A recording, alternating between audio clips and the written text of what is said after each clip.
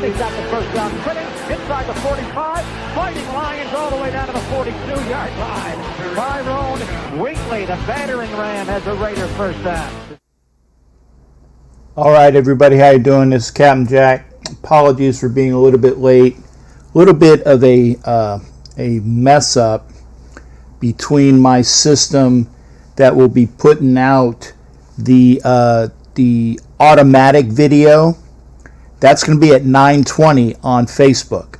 So if you are watching this now on Facebook, you have approximately 7 minutes before, allegedly, and I'll see it here if it goes to it on Facebook, if it actually goes to the promo video. So you're getting the feed now, but it's scheduled at 9:20, and it was a little bit of a mix-up, so I apologize there.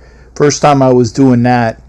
So I am pushing here, obviously, on both YouTube, which is, if you're on YouTube, you're good to go. You're at the right place.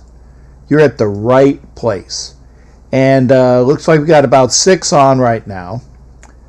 Sunday night party, holiday time with Jared. Good to see you as well. Mike Sarah's here. And Asylum is out of his cell. I didn't say he was out of his mind. No. Asylum is out of his cell. We will be talking sports. And there are other things to talk about. Yeah, kind of, sort of. I did Asylum, but it was weird because I was trying to fix it, and then it came on because I hit the wrong one. And so we'll see that if you're on Facebook, you're just going to get allegedly and hopefully, I say allegedly and hopefully, I might push it back to 9:30, but I would have to do that on the fly. And to be honest, I don't want to be pushing a lot of buttons here while we're trying to do this. So what we will do is, let's go to the studio, and we'll do some of that right away. This is news and views. I don't really have the graphics set up because, you know what? It's just me talking over some stuff, and it's not a lot. But here's some of the big things that we're going to be talking about here. And as you saw, I was in my patriotic shirt because I told everybody that I would be doing the patriotic shirt for at least one more day, one more show. So you saw that. It's always good hanging out in the patriotic shirt because you can't beat that. I mean, patriotism, country, United States, greatest country in the world. Can't beat that. As far as notes, well, got a lot of things to talk about. I think one of the big ones is that, and I think we might have glossed over this the last show we had. Do that. FedEx, Coca-Cola, and there's one more of the big sponsors have been sweating on him in order to change his name. So that looks like it's possibly going to be a done deal pretty soon. For Life is in the house. Thanks for coming in. That's Angela and Mama Moon, and Q will probably be showing up pretty soon. Thor and Dion. But I know I got Angela here. I love her. She's awesome. Back to the Redskins. There's been some names bandied about. I think the best one that I saw, and it makes sense, but it doesn't, okay, is the Washington Red Tails. And the reason why it makes sense in one regard is the fact is that the Red Tails, which is the name of the, or I should say the pen name for the squadron of the Tuskegee Airmen. If you guys don't know, obviously they had a movie about it. They've had several things about it. In fact, I have a wonderful print that was signed by 3 of the Red Tails. I have that in my other room. I'll have to show it to you guys sometime. It's very, very awesome to have. And it's a picture of a P-51, which is a Mustang. Originally, they had the old Warhawk, and they got upgraded to the wonderfulness of the P-51. Great aircraft. But they're talking about calling themselves the Red Tails, which would would allow them to keep the color scheme, with the red in the name, and that makes sense because it would be an homage to, I would say, a long overdue. I don't know how to say this. It's like the Red Tails and the Tuskegee Airmen are famous, and to keep the red, and then for the Black Americans that were in the Tuskegee Airmen, that would be fantastic. Okay, I see Matt popping in. Oh, you went the Red Tails is one option. The Red Hawks, I see Matt. I see that. The Hogs I could see as well, because that is what the great offensive lines were called. The reason why I say that the Red Tails don't make sense in one regard is that the Tuskegee Airmen are from Alabama. If you want to pay homage to Black Americans, I see that. But the Tuskegee Airmen were out of Alabama, is that where they went to flight school. I don't know. I can't see that. It'd be a great name. I mean, I could see, like I said, the colors would work out and the name would work out. Red Hawks, I can see. The Hogs, I can see. But you know what? There's going to come a point where you say, you know what? You changed the name because of American Indians. There's degrees of sensitivity there. I'm wondering pretty soon if you change the name to the Hogs, is PETA going to come in? Because PETA is right down the street, basically, in Norfolk, Virginia. That is the headquarters for PETA. I used to go by there when I was stationed there. And PETA would flip out. They would flip out if you would even have a, any sort of thing with animals. I can't. I mean, it's going to be a unique situation. I say this to tell the story of, now that you got the Redskins on notice, and this one I kind of have a little bit of glee. There's a little bit of glee in what I'm about ready to say. Is, when are they going to tell the Kansas City Chiefs? When are they going to tell the Kansas City Chiefs, you need to change your name? I say it gleefully. I say it with glee. Because obviously most Raider fans don't like that team. And to have them take it in the shorts would be just wonderful. I mean, yes, I gleefully say that. If you're going to change the Redskins, you got to change the Chiefs. And it's that damn war chant that gets me the most, It's the,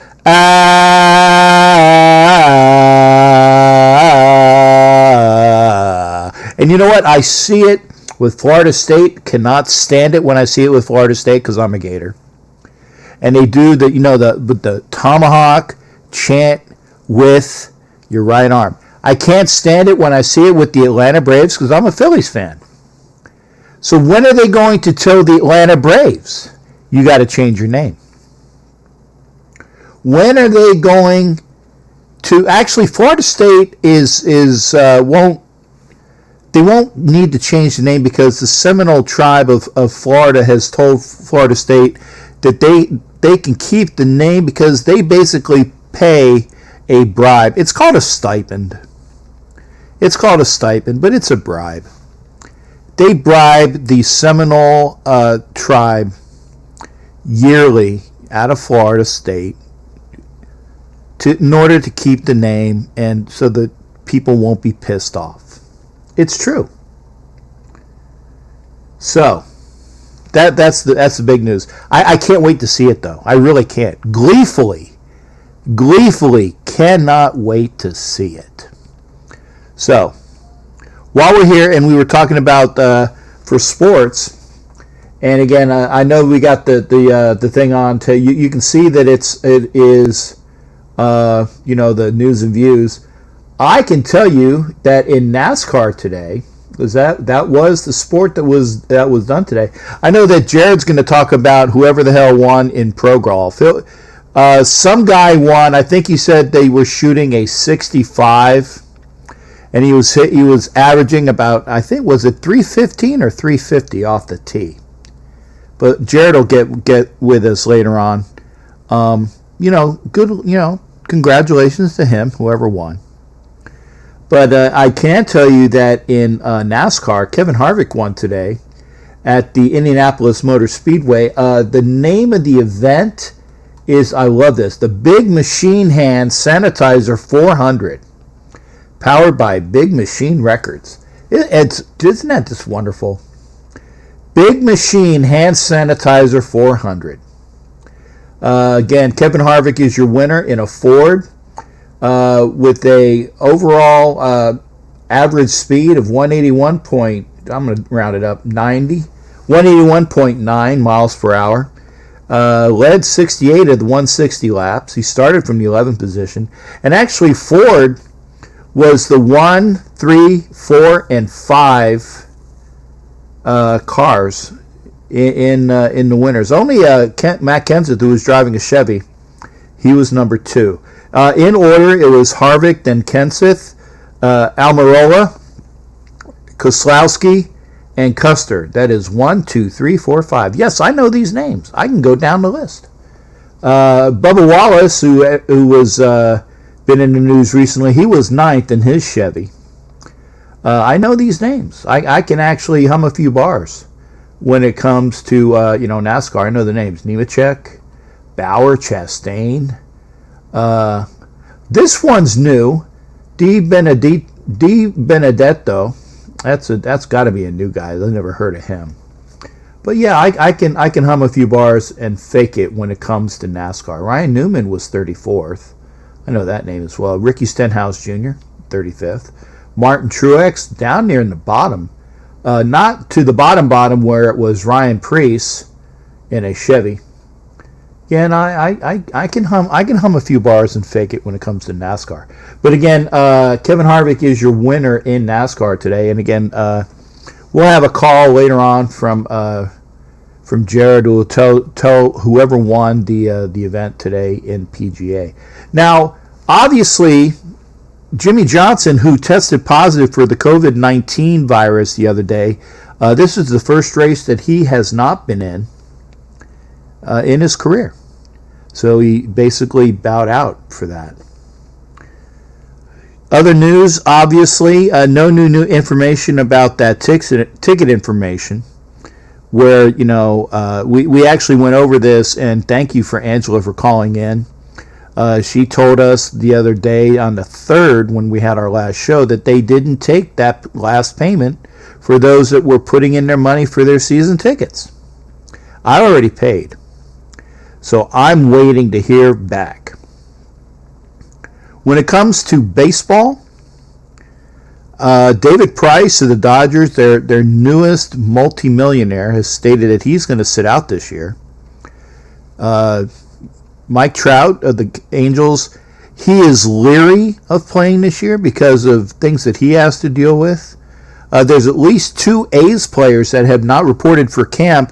The organization is saying it's non-medically related, but I kind of think it is. I mean, I'm pretty sure, especially, we can figure it out, have they tested positive for COVID or not? Freddie Freeman of the Braves is one of at least 3 to 5 players that tested positive. Freeman is one of their best players. Him and Acuna are probably their 2 best. And Acuna is actually the odds-on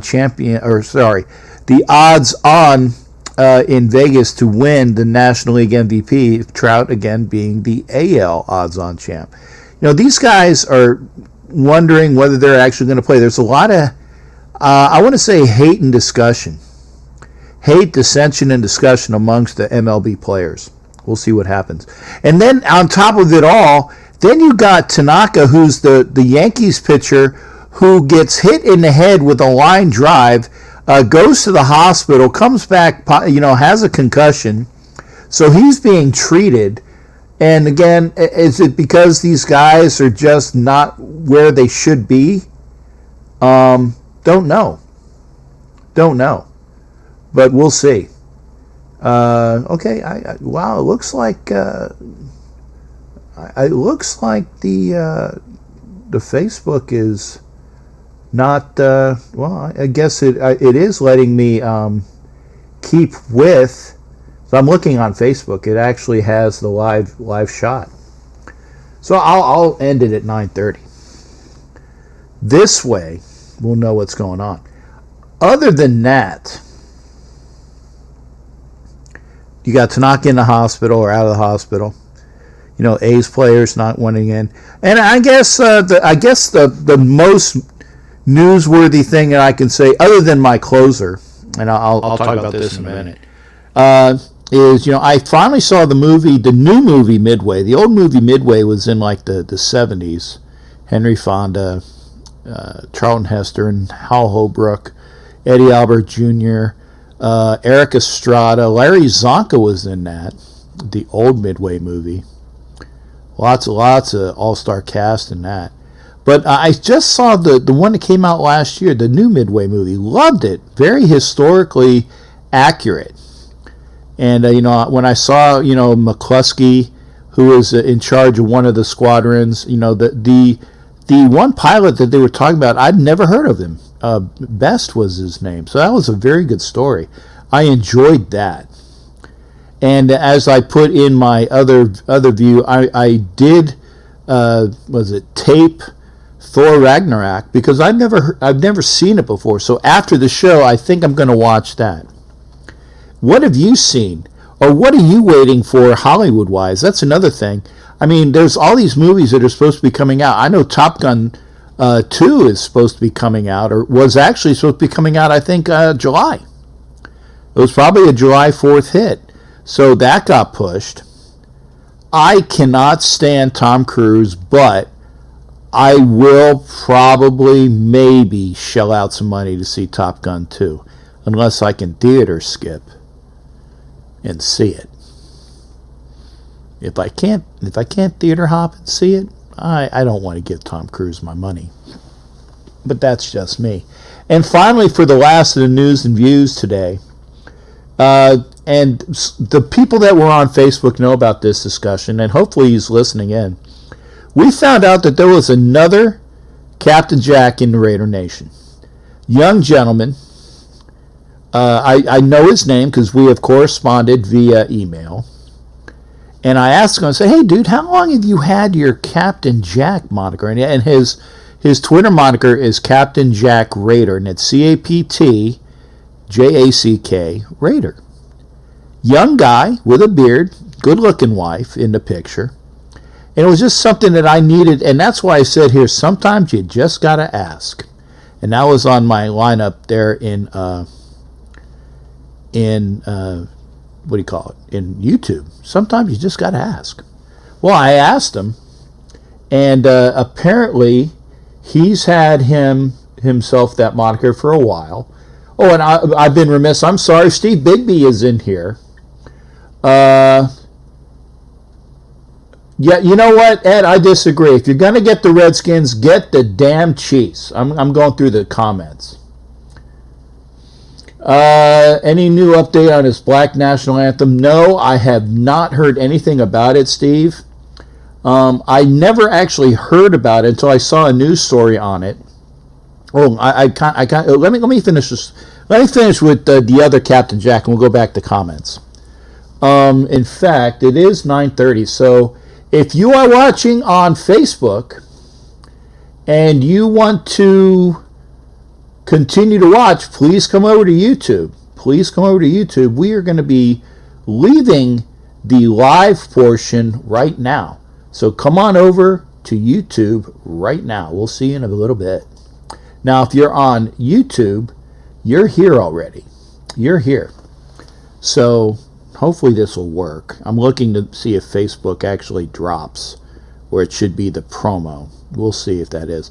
Anyway, going back to the other Captain Jack, this young gentleman, again, good-looking kid, nice-looking wife. He was on Twitter, And I asked him, I'm like, wow, man, how long have you had your Twitter profile?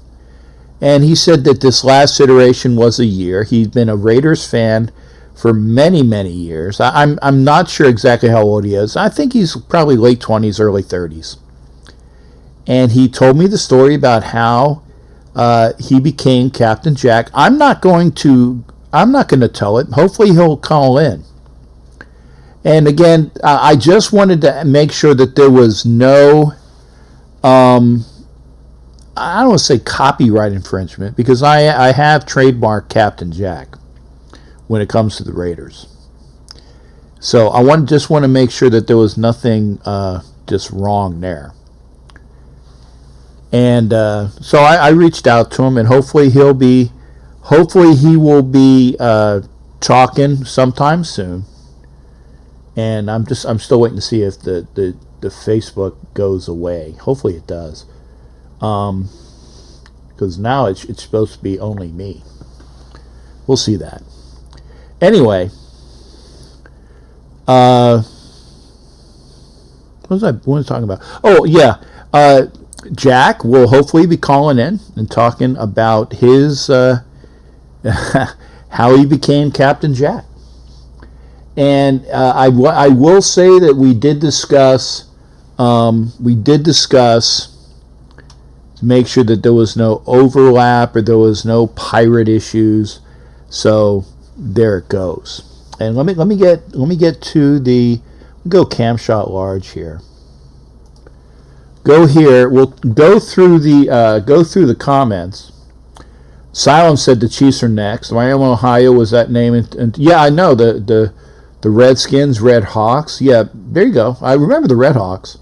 Been the Redskins 50 or so years now. They went to yes, Mike. And they George Preston Marshall, who was their owner, was the most racist owner in football for many years.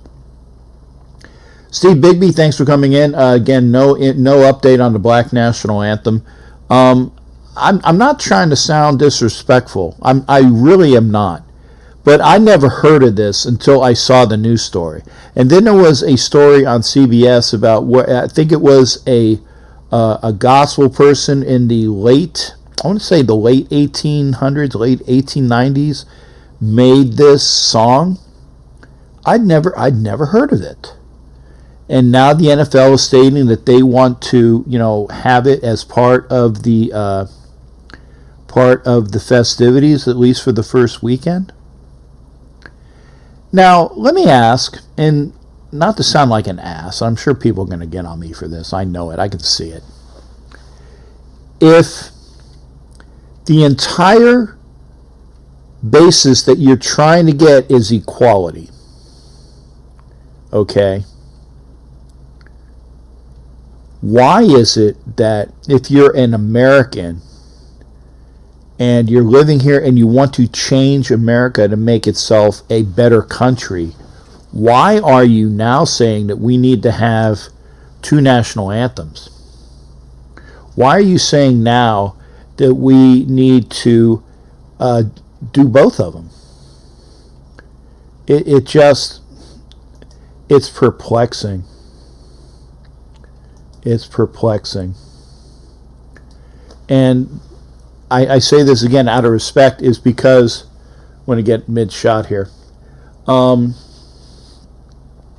Is there going to be a Jewish American national anthem next, so that any Jews that that play in the NFL are going to ask that their national anthem be played?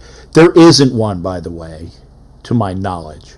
The Italian American national anthem, the Irish American national anthem, the Latino American national anthem, the Korean American national anthem, the Filipino American national anthem.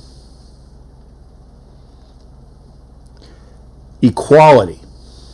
I get it. Equality. That's all I'm going to say. Been around for like 5 years. Who's been around for like 5 years now? I'm not quite. Red Tails are at Asylum. Mike, Sarah. I don't know what you're talking about with 5 years now, or watch NASCAR every week. Good for you. Leave the damn football team's names alone. I tell you, if they do the Redskins, do the Chiefs. And do the Indians. The Syracuse Orangemen are now the Syracuse Orange. St. John's University went from the red, was it they were a red something. The Red Braves, Red Hawks, something. St. John's University changed their name too. They're talking about Cleveland Indians having to change their name. They've only had it for 105 years. I get it. But if you're going to be in this day and age, you got to change. They got rid of Chief Wahoo already. But apparently that's not enough. Oh, well, that's fine, Angela. Call in then. I'm glad you have a lot to say. Mike Gutzler, Bond. James, love it, dude. I hate Tom Cruise. We'll watch Top Gun too. I'm going to try to watch it without paying.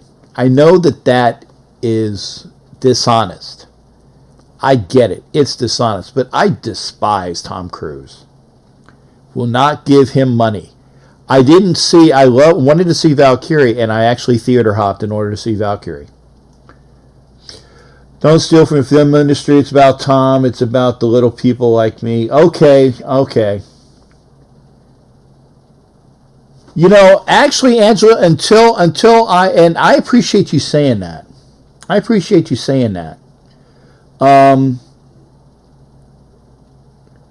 I wouldn't take anything from you because I respect you, and I'm talking right to Angela. I wouldn't take away from Angela because right now I've never known anybody in the film industry, and Angela's in the film industry. I wouldn't want to take any money from her. So if it's going to affect you, I won't do that anymore out of respect for you, and I hope you see that.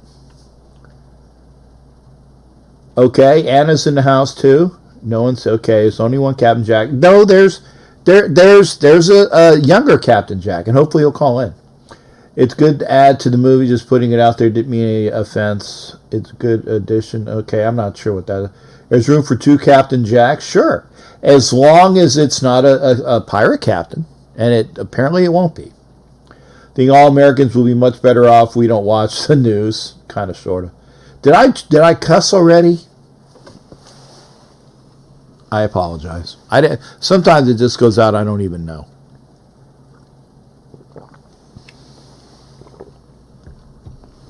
There you go. Drop 'em and play This Land Is Your Land by Woody Guthrie. I like that. And I would even say, you know, there was the old thing where I was a Flyers fan, and I used to do God Bless America by Kate Smith, and that was the thing. You know, the Flyers would do that, and then they came out and said that Kate was racist, which is not entirely true. It's not entirely false, but the issue was blown way out of proportion. It was blown way out of proportion, and they took down Kate Smith's statue. They took down Frank Rizzo's statue. We established this last week. Frank Rizzo's statue in Philly was gone. Kate Smith's statue in Philly was gone, and it's wrong. I'm just saying that. Okay, and again, Angela, I would never do anything to hurt you. You can explain. Good. Okay, good. I would never, trust me, I would never do anything to hurt Angela Pacheco. Cross my heart. And by the way, I am wearing my Silver and Black UK t-shirt for my club membership because I am a club member with Silver and Black UK. And again, hopefully you guys, like I said, turn it on and let it breathe, man. Let it run. Let it run. Lift every voice and sing, offer to his. Okay, thanks there. Here we got. It's a song written as a poem by James Johnson. Yeah, 1900. I saw the story. Okay? But honestly, who's ever heard of a black national anthem? And I'm a history guy. I like to be on top of things. I've never heard of it. It exists, obviously, and I don't bemoan it. But now here's the thing: if you do it for one group for equality, don't you got to do it for everybody? That's the point. Okay, this is crass. This is crass, and I'm saying it jokingly. Let me quantify this again. This is crass, what I'm going to say. It is a joke, and you know what? I can't do it because you guys will get on me. But what I'm saying is that if you do the and lift every voice to sing, I've heard some excerpts from it. Is a beautiful song. But if you get the most stereotypical Mexican American song, and I had a few in mind, and you have to play that, and you get the most stereotypical Irish American song, and you have to play that, and then if you have to play Hava Nagila to take care of the Jewish faith, and if you have to do a Islamic song for all those in the NFL that are Islamic, you got to take care of that. If it's equality, it's a slippery slope. And I like the fact that, and I was watching interviews with Morgan Freeman years ago, and he said, and this is a quote, he says, why is there a Black History Month? I like the fact that there is a Black History Month. I do. Because there's not enough people that know about the trials and tribulations of slavery and all the things that go on. I like that fact. But this is Morgan Freeman that said it. Anna Pacheco agreed with something. I'm not sure what she agreed with. Switch my personal account so it's clear I'm speaking for myself. Okay. Angela, fine. And you know what? I want to hear from you because Angela will definitely, I know it's going to be some good talk. And let me get to the basic. Again, I am not an ass. I don't pretend to be an ass. If you think I'm an ass, you can call me an ass to my face. But I'm not an ass. Convince me that I'm wrong. Convince me that it's a slippery slope. Convince me that this is going to be an issue. There we go. If you wish to call, and I have Facebook up, you can call via Facebook Messenger, but you let that be the last resort. The number is 813-699-0834. If you would like to call, use that first. Use Facebook Messenger if you wish. Actually, it's really good audio. So it's good. Facebook Messenger is Captain Jack Rackham. If you're a friend of mine on Facebook, you can use that because I have Facebook up. Skype, Captain_Jack_Rackham. Regular call-ins, 813-699-0834. I opened it up. I want equality. But if you start being too PC, it's gonna screw up a lot of different things. I am 55 years of age. I served in a military that was equal, or at least getting that way, but it was definitely equal. I served in a military where women got into the positions that they needed to get into with some fighting, and within reason, there's equality for women in the military. President Obama threw out the don't ask, don't tell. So there's equality for homosexuals in the military. There's equality. I'm a military person. And I have good friends. My one best friend, Mark, is half black, half white. He's the guy I went to the Dallas game with. I was talking to you guys about. Okay, love him as a brother. My stepdaughter is married to a black man, and they have kids that are, what is it? They're half black, a quarter white, and a quarter Asian. I have no issue with them. My stepson is married, or was married, I should say, to a Vietnamese girl. So his daughter is quarter white, quarter Filipino, and half Vietnamese. I have no issue with these people. I'm not. And I hate, they say, well, I'm not racist. I have a good friend who's black. I have good friends that are Latin. I've dated women from all color. And all my friends are a mixed pot. I don't want to say this, and this because it sounds shitty. It does. It sounds shitty. I'll do a swag for that.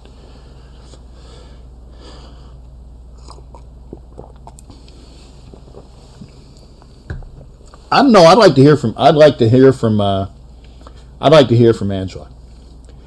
813-609-0834. Angela, you can call me in via Facebook because that was a good feed the other day.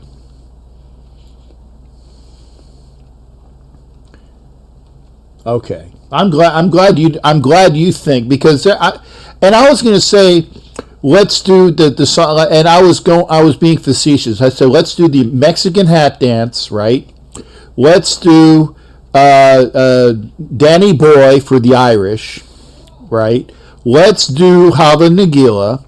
Let's do some Italian, like a crooning song by Frank Sinatra or Dean Martin for the Italians. You get my point. If you do, actually, maybe we can. Somebody's calling. Hang on. Okay, I'm going to answer Ivan, and I'm going to answer Miss Pacheco. Hang on now, Angela. You're on one line. Okay, are you there? I'm here. Hi. Okay, how you doing, honey? Angela's here, and I think I might have a Facebook call, and if when it comes through, now I'll have you on at the same time, but I'm going to make sure that so I don't know whether that it's coming in or not, because I see messenger call via Google Chrome. Yours is in. I had a call from Ivan Bentley. Okay, there you go. Who was actually and I'm getting the okay. No, please allow microphone access. Maybe. Okay, yeah. Ivan, are you here? Ivan, are you here as well? Let me see. It says contacting. Angela, I know you're here. I'm sorry, honey. I was like I said. You can take his call. I can call back in. No, because we're having a hard time connecting with him. So I got you on the line. So I got that. Angela, please. I got another one. No, I can't. Go ahead. I'll call back. I'll call back. Okay. I don't know whether it's gonna go. Okay, Angela, call back in a little bit, hon. Okay, no problem. All right. Okay, that we know that. Okay, that call ended. Hopefully, hang on a second. Okay, I'm going to answer this one. I know that there's an issue with the microphone access. So you can do it, but it's just a matter of if the microphone pops in or not. Boy, this is taking a long time. Taking a long time. Hey, Ivan, are you there, brother? Yeah, okay. Ivan's here. Ivan! Hey, how's it going, Jack? Captain Jack? I'm good. I want to make sure that everybody can hear Ivan. Ivan, are you? I'm okay. Where are you calling from, Ivan? I'm actually calling from New Mexico, but I fly back to Alaska next week. Okay, so we got Ivan calling in, and Ivan, if you can, turn your box down in the back so that there's not as much of a feedback. Okay. Okay, Sounds good. Please do that. So this way it's just you and I talking. Okay. Sounds good. All right. Can you hear me? Yeah, I can hear you good, and hopefully people can hear you as well. I know Angela's going to call in as well. You called me out. Okay, knock. Okay, boy, this is knee deep making. Okay. Pasoli. I think it's Pasoli. How you doing now? Now Ivan is in Arizona. Ivan is wonderful. Sent me a patch for the now. What's the area code up there that I'm getting these patches for? It's actually coming in from Alaska. It's area code 907. I'm getting a 907 Raiders patch, and I haven't gotten it yet, but I saw it, and I want to thank him. But for everybody that's here, can't wait to wear it. It's a badass patch. If you want one, you got to get with Ivan. No more freebies. Yeah. This I love your shirt that you're wearing, Silver and Black UK. I love the group. I love the people over there across the pond. And the first time watching you actually live because I know it's time I'm at work. Well, I'm glad you took some time with us, man. Have you heard about all of the things we were talking about? I caught the part about Pasoli, and now it kind of makes me hungry. Oh, okay. I don't know what Pasoli is, but I'm sure Vicky will let us know in a little bit. Oh yeah. So, what's the topic talking about right now? Is about if we're gonna have a season or not? Oh no, we went beyond that. we went beyond the. We were talking about the Black National Anthem. Okay. Okay. And I said that if we're going for equality, yes. If we're going for equality, doesn't that open up where we have to have the Chinese American national anthem, the Irish American national anthem, the Jewish American national anthem, the Islamic American national anthem, go on and on and on. So basically, if we don't forget the Native American. Yes, anthems. thank you. And Ivan is Native American. And It's actually, full-blooded Navajo. there you go. And I can't wait to have that patch. Now, great, Ivan, I got to ask you, because we were talking about the changing of the name for the Redskins and the changing of the name for the Indians. Now, don't you agree that if we do it for the Redskins, we got to do it for the Chiefs? I believe so as well. Just as long as the Cleveland Indians, the Florida Seminoles, it's just, it has to start somewhere. Got it. Now, Ivan, you do realize, and I'm from Florida, and I know this because it's true. Florida State pays a stipend to the Seminole tribes down in South Florida in order to use that logo. I don't want to call it a bribe, but basically it is. It's basically a bribe to the to the Seminole tribes from Florida State to the Seminole tribes in order to use the logo and the name. Okay. So the Seminoles have actually bought off on it, pun intended, Florida State using that name. Now, as you know, there have been other Indian monikers which have been changed. Syracuse was changed. St. John's was changed. A couple, I'm sure you know of a couple others as a Native American, and I'm glad that I said that correctly, because you're not an American Indian, you're a Native American. Yeah. Everybody else here is I'm bigoted. Yeah, you're bigoted. Yeah, you're the only original, man. Everybody else here is a friggin' what do you call it, Johnny come lately. Yeah. Okay, you could kick us all out, and you'd be right. We like to welcome people. There you go. So what now? What's your stance on that? Has that been a big thing amongst the Navajo? Well, as you know, the Navajo history has a great relationship with the U.S. military, as we were the code talkers. Code talkers, baby. Yes. I love that. Great movie, by the way. And where would we have been if we didn't have the Pacific invasion out there, where our language was used predominantly? Yes. And it worked. Yes. The code was never broken. And for those that don't know, if you know the movie Wind Talkers, it's with Nicolas Cage. I can't remember what the gal was. It was the love interest. It was the gentleman that my God, he's been in a lot of movies. He either plays. Yeah, the actor's name is Adam Beach. Adam Beach, thank you. He was in, I think he was in Flags of Our Fathers too. I believe so. Yeah, he actually played the Indian Marine that was very famous. I apologize, I can't. I'm sure what's his name? I know you know it. I know it's he was probably named Benyazi because that's my wife's maiden name. Well, that was what it was in Wind Talkers, but the Native American that was one of the 5 Marines that put up the flag on Mount Suribachi.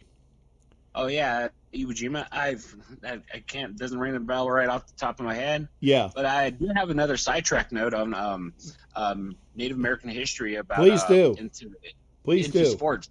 A lot of people don't understand why the Cleveland Indians name came about. They were paying homage to Louis Sock Alexis, who was a tribe member around the area, and he was a great baseball player. And he succumbed to alcoholism, and he played with the organization for a long time, and he suffered from alcoholism, and that's where another homage to Cleveland Indians came from. Okay. Now, let me ask, and hi, Homer, I see you came in as well. Now, here's the thing. The Indians, and we're coming up on time. I want to make sure that we're fair to everybody. What I wanted to ask is, they got rid of Chief Wahoo, which was a very stereotypically racially charged caricature of Native Americans. They got rid of it because it was very offensive. Now, if you're saying that the Cleveland Indians were paying homage to a Native American that lived in the area and was a great baseball player, is that... He actually played for the organization. Right. He played for the Indians before they were the Indians. What were they called before they were the Indians? Do you know? I'll look it up right now. Okay. No. I mean, you can you can comment in too. You can go to YouTube and comment in. But the point is that if this was out of respect, and Native Americans are pissed off. Now, I've seen where the Native Americans were more pissed off at Chief Wahoo, and they got rid of him. Okay. Yeah. If they got rid of a racially offensive thing like that, so are you saying that the Native Americans for the most part are good, or they want to just strike down everything? Well, I believe that like most of these times I think the best part of learning is that we should actually learn through our school programs and growing up and being taught correctly instead of being fed one side of the story. Right. And education is learning and understanding. It's not getting rid of things and kind of glossing over things. And the Cleveland Indians were known as the Cleveland Naps. The Cleveland what? Naps, Naps. November Alpha Papa Sierra? The Naps? Correct. Okay. Yes. Well, there you go. I didn't know that. So they were respecting the Native Americans in that respect. Yes, and then and they revered to the nickname that fans gave to the Cleveland Spiders, while Louis Sox Alexis, who played for the team. Okay. And that's why the Indians were always called the Tribes and the Wahoos. There you go. And the greatest football player of the early portion of the NFL, I know you know who it is. Oh, well, I'm very biased on a lot of things, but I always considered the greatest athlete is Jim Thorpe. Thank you. The greatest athlete. Well, I was just going for football for sure. But yeah, Jim Thorpe. And actually, they renamed the city of Mauch Chunk, and this is in Pennsylvania, because this is the area where my mom is from. They renamed the area that he's from. They renamed the town of Mauch Chunk to Jim Thorpe, out of respect. Yes. Well, how could you win an Olympic medal with 2 pairs of shoes on? There's a story there, I know. Yeah, correct. All right. Hey, Ivan, thank you for calling in, man, and I appreciate you watching. Make sure you get over to YouTube and sign up as well. Yeah, definitely, and it's great seeing you, and I can't wait till you to put on the patch. I will. I'll put on the patches. Like I said, I got the other patches on, and I said when I get that Alaska patch, and if you get me that Navajo patch, it will be worn with pride, brother. It'll be worn with pride. Definitely. You have a good day. All right. Thanks again, Ivan. Appreciate you calling in. Take care. All right. Bye-bye. Oh. Okay. Ivan's still on. Did he? Okay. Ivan, I think, is off. Okay. So there we go. Ivan called in. Angela, you are up next. Again, I'm glad Ivan called. Now, Angela, you're back into rotation, so to speak. I haven't been reading the comments. Let me go and get some of the comments. Homer's in the house, and Vicky's in the house. Thank you. I'm the Pasoli Queen. They said I don't know, but I do. I constantly get paid. I don't know what Pasoli is. If tell me what Pasoli. It sounds good. And somebody is calling. Okay, there we go. Angela, you are back up. Let me get to the big screen so people hopefully won't get in on you. You are calling. Angela, thank you for calling back. How you doing, darling? Okay, see there's the feedback. Okay, are you here? Are you with me now? This is Angela. Am I on? Yes, you are. You are on. I would never tell you you're off because you're definitely on all the time. All right. Go ahead. So, floor's yours. Yeah, before we get into all the, I guess it would be somewhat known as the political sports talk. Let me just touch on the film comment for a second. Please do. I like I said, and I say this, and I'm looking right at you in the screen. I'm looking right at you. I'm being very Jewish and Italian with my hands. I'm using my hands. Okay, I'm looking right at you in the screen. I would never do anything to personally screw you out of money because it's your living, it's your profession, and I understand about like marketing and pirating. I'm against pirating. I know about that, and yeah, that's a pun. With Captain Jack says I'm against pirating. I hear you, and I appreciate it, but it's not just about me. It's about every PA, about every gaffer, about every grip, about anyone that works on these films who is not the Tom Cruise of the film, but everyone else who it trickles down to. Right. And I'll just give you an example. Like when I was working at Pixar, I got a bonus for the success of Cars 3. And mind you, I didn't even work on Cars 3 at the time. I was working at Toy Story 4. But because it had such box office success, it trickled down to the smallest person on the totem pole, which was myself, and we ended up getting bonuses for that. Okay. So, it's literally everyone in the film industry who, down to the person who brings the director of the film lunch, to be honest, like everyone who works on the film. So when you're theater hopping, you can, I say the word stealing, but I mean, in a way it is. If you're watching something for free, you're not really taking, maybe you're taking money out of Tom Cruise's bank account or whatever, but those are pennies where he's not going to miss. It's going to really trickle down to all the small people on set. That's what I mean. You know what? And having said that, and I get it, I will make it a vow from now on, because I cannot stand Tom Cruise and I cannot stand John Travolta and I cannot stand, I'm sorry, I can't stand that ilk, okay? But having explained that to me, I would never take any out of a key grip, out of a lighting person, out of any of the folks that do the actual work, and they work on the film, okay? From cinematographers to musicians to all of the folks that do all of them. I know. Granted, I okay. I'm not saying I know everything about it, but I'm saying I know that there are people that work, and then the guys making multi-millions and getting like a percentage of the gross. They're the guys that, yeah, my 0.005, they're not going to miss. So I will say that I won't do that anymore. But I always had that thing where I said I will not give that. And here it is. Wait, I'm going to get it ready. Okay, here. I got my mug right here. I will not give that fucker a red cent. But I'm not going to do that. I got it right here. Okay. There's the sip. And you understand what I was saying, because I didn't want to do it, but I understand now.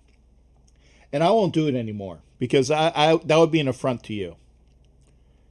Yeah, no, thank you. I appreciate that. And it's not really going to ever affect the top directors, the top actors. It's really affecting everybody else. Got it. No, But anywho, there you go. Talk to me. Well, let's hear. I mean, there's so. I mean, you brought up so many valid discussion points at the beginning of your show. I'm not sure where to start. I'm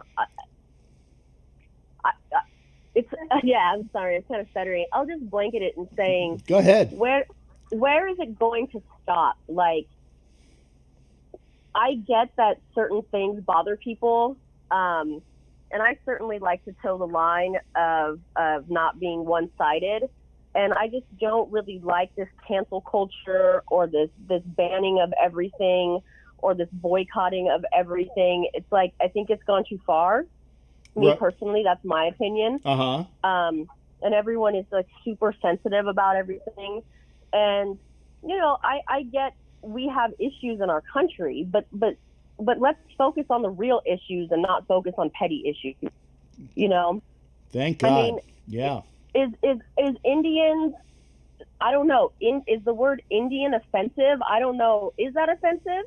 I mean, I'm sure there's great Indians, or is it the word Indians? Should there be great, Native Americans? I mean, what's the real issue? Is it the word, or is it that they're being quote unquote used as a mascot? Like, what's the root of these types of things is what I'm failing to understand. And not for you, but just in society in general. Yeah, and that's why I'm glad Ivan was here, because again, he even told me, and I did not know that. Yeah, I sound like the old Johnny Carson. I did not know that. It's like that. And if you go way back, I did not know the background. Now I did know about Nap Lajoie, and Jared was in talking about Nap Lajoie. And he was one of the greatest baseball players of the early 1900s, late 1800s. So if they were called I was going to ask that, and I'm glad that Jared basically confirmed what I was thinking. They were called the Naps because of him. So they went from being the Cleveland Naps under Nap Lajoie. It's Lajoie. I always called it Lajoie. I'm not sure about it. I know it's French. French, yeah. Yeah. And it was Ira Hayes. Ira Hayes was the other Navajo gentleman that was the Indian I was talking about that Adam Beach played. Adam Beach, wonderful job playing, Native Americans along with, he's played Latin Americans as well. So, he's not typecast.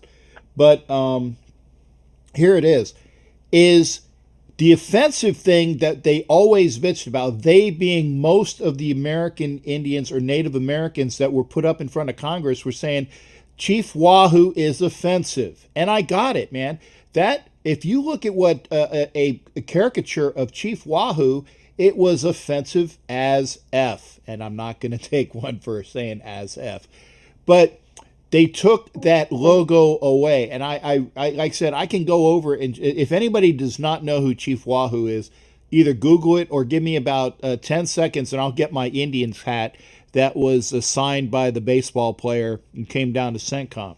It's offensive. I'm looking at it right now. The gentleman has really red skin. He has big chubby cheeks. He has buck teeth, right? And he has a very probably... the grin, they said that it looked like he was a non-intelligent, redded American with the big teeth, and it just looked awful. So they took care of that. And that's where the original Cleveland Indians logo came from, and then years ago they changed their logo to just a C, right? Well, no, so they got rid of that. Well, they did get rid of it, but they've got that's only recently. That's only within the last couple of years, because they used to have a C. And then the C has actually gone through different iterations where it was a block C, and it was like a cursive C, and then like a really cool looking C. So they've had different iterations of the C. But Chief Wahoo has been there for a long time. And they've had Chief Wahoo on that hat for even recently, because the guy signed it 2 years ago. Sure. I guess my point is, is a more broader point. I'm not really debating for or against the Cleveland Indians name or logo. It's more of a broader point of where has it gone too far. Like, is someone going to say, well, the Raiders isn't appropriate because they pillage just for fun? There you go. I it's was just like, Thank you. Oh my God, I was waiting. I said, when are they coming after the Raiders? yeah, it's like, that's what I'm saying. Like, everything's going to be offensive to some. I mean, it's just like, where do we stop with this, and where do we actually draw the line? And are we just the culture now that we're offended just for the sake of being offended?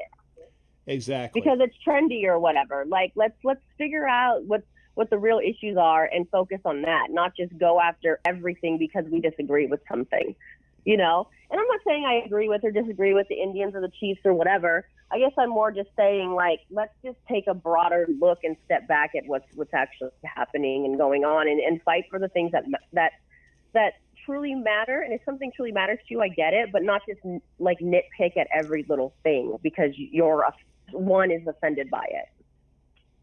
Okay. And actually, Erica was saying that Ed selects.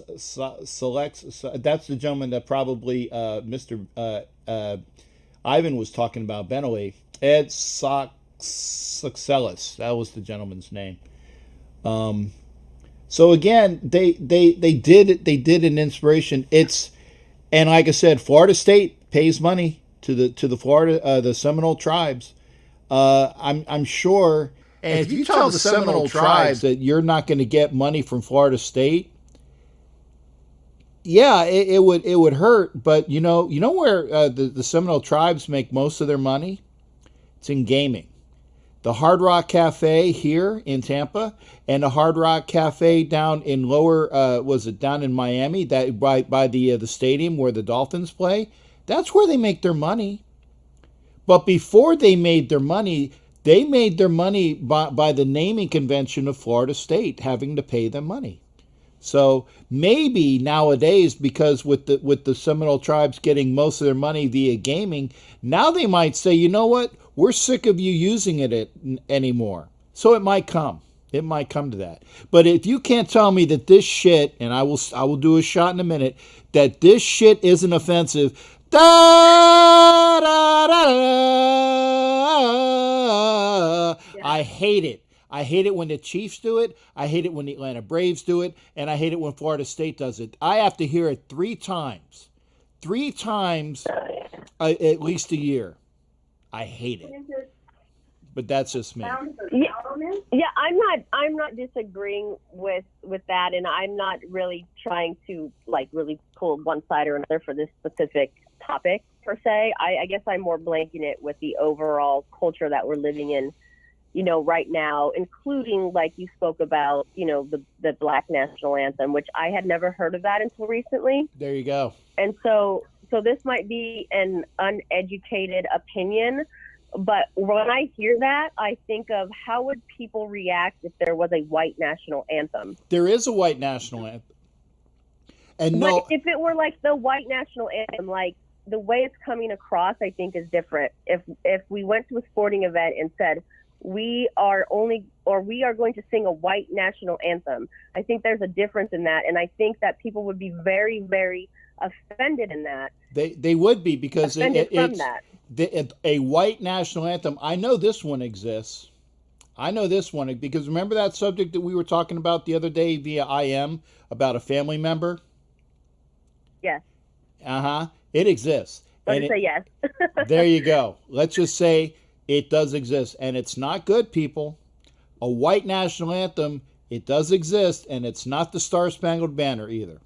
Let's just say that. Right. Well, that's kind of what I'm saying, and if that were brought into sports, that would be a big deal. Mm-hmm.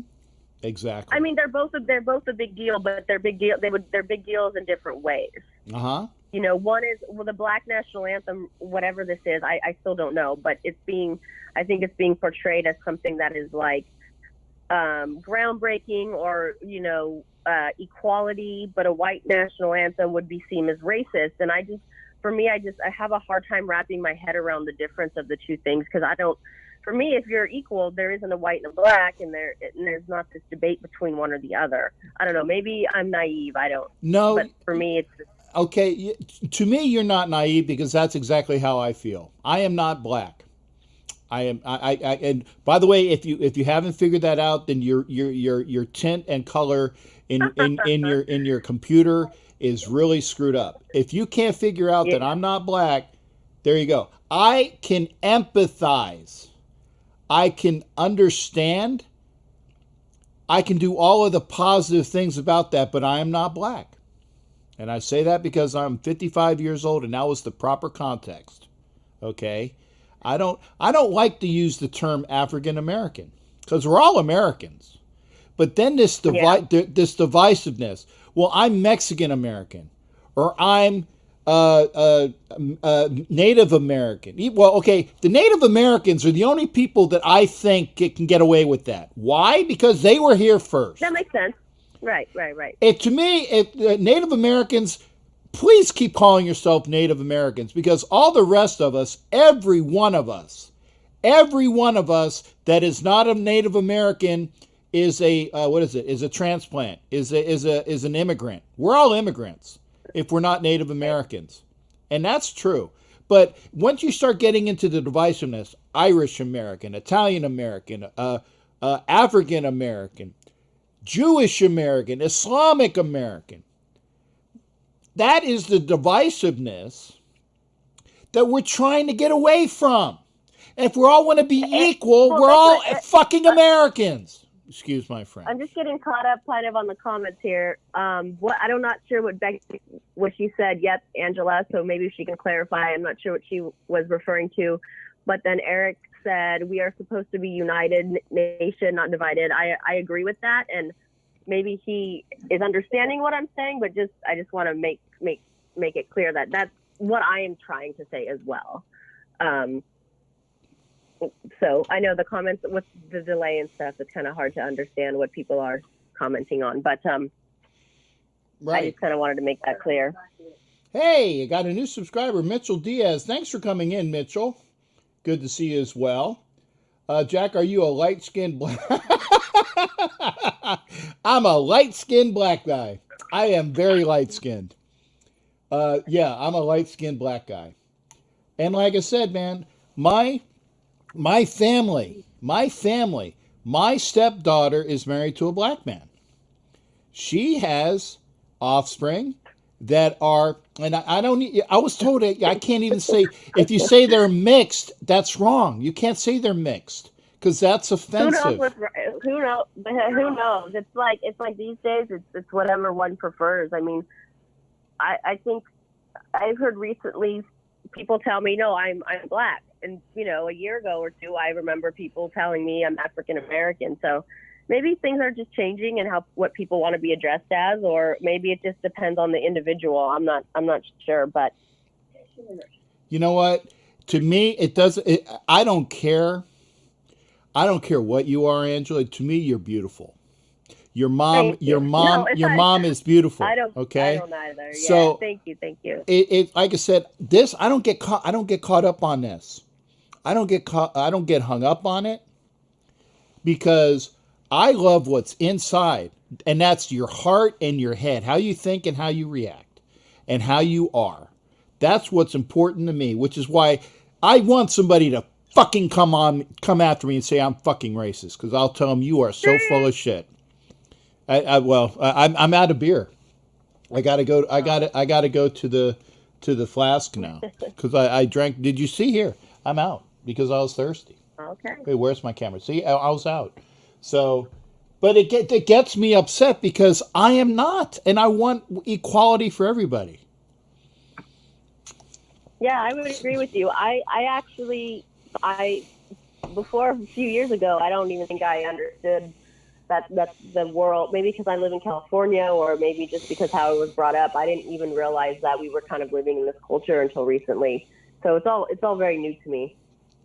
It is, and again, it's hurtful for me because as I was talking to you the other day, I said I have to deal with this, and I won't get into it, but I have to deal with it, and Folks, if you haven't figured out, I'll say this. My last name is Levy. Not Levi, not Levy. It's Levy, okay? And if you don't know what the name Levy is, it's a very ethnic Jewish name, okay? But I'm not Jewish. I come from Jewish lineage. I tell people I am Judeo-Christian because under Jewish authority or autonomy, or how you go from in the religious sense, you get your religion from your mom. My mom was not Jewish, otherwise known as a shiksa. If you ever known what a shiksa is, that's a Gentile woman. My dad, who was Jewish, married a shiksa, which is a Gentile woman, which means that his offspring were not Jewish in consideration of the faith. My last name is Levy, and I profess to being Judeo-Christian by thinking, but do unto others, do things right. That's me, man. Come at me and call me a racist. I will get in your effing face, because I'm not. I love everybody, and I don't care what color skin they are, what religion they are, what sex they are, what sexual connotation they are. If they're good people, I'm in with them. If they are butt plugs and they're after me, I will come after them for being buttholes. That's just the way it is. Yeah, Jason Dean Hunter is Italian. Hey, paisana, abafango, hey. And that's my favorite. If you don't know what that is, ask Jason Dean. Jason Dean, I still got a bet with. But it doesn't matter what the name is what the person is. I apologize, Angela. I was waiting for the person to say, when are they going to come after the Raiders? Why? Because Raiders were people that decimated people. They're going to come after the Vikings because the Vikings were people that they conquered people and they raped and pillaged people just like the Raiders did, right? Right. So the Vikings and Raiders are going to be next. Once they take care of the Indians and the Chiefs, they're going to come after us next. And then there's going to be something else. It's like anything you can name with the names. I get it, but there's got to be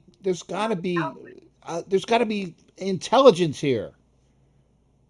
I got it. Oh, I did. Do I need to do another shot? The Washington. I like the Washington Red Tails, but it's not indigenous to DC. The Hogs are. But PETA's going to come after them. I said that. You call them the Washington Hogs, then PETA is going to come right up. They're going to come storming up from Norfolk with their big picket signs and something, and they're going to come after us saying they can't call them that either. Maybe we should just go by what do you call city names until there's something wrong with the city. They're just gonna be the Washingtons. Fine, that's it. And then they're gonna be like, oh well, Washington's gonna have some issue or something. Well, they actually did when they had this situation. And boy, we've been talking a long time, Angela. And I'm gonna say this, and I'm gonna let you go. I love you, honey, and I don't care what your nationality is. Beautiful is beautiful, and that's just the way it is. Okay. But when they had this come on, I'm going to say this, and I'm going to let you go. They were not allowed to call themselves. Do you remember the game 3, when the Raiders went out to Washington? They were not allowed to say the Redskins. They said the Washington National Football League team. Okay. So that's been maybe that's what. Yeah. That's what they all go to then, just to make it fair. Exactly, the Las Vegas National Football League team. But Raiders is money. And so that's why Dan Snyder has been hesitant, because the Redskins name is a positive name for him in the pocketbook. People like that name, and that's the way it is. Hey, thanks for calling in, and obviously appreciate you can share this up, because I know your viewers would say, hey, Captain Jack had a really interesting, intelligent discussion about the issues going on nowadays. And best to Mama Moon and everybody in your crew. Thank you so much, Captain Jack. Always a pleasure talking to you. I'll catch you next time. Raiders! There you go. And make sure you're watching Raiders for Life on on YouTube. Raiders for Life, Our Raider Story. There you go. It's For Life, there it is. Our Raider Story. I'll get it right. Thanks again, honey.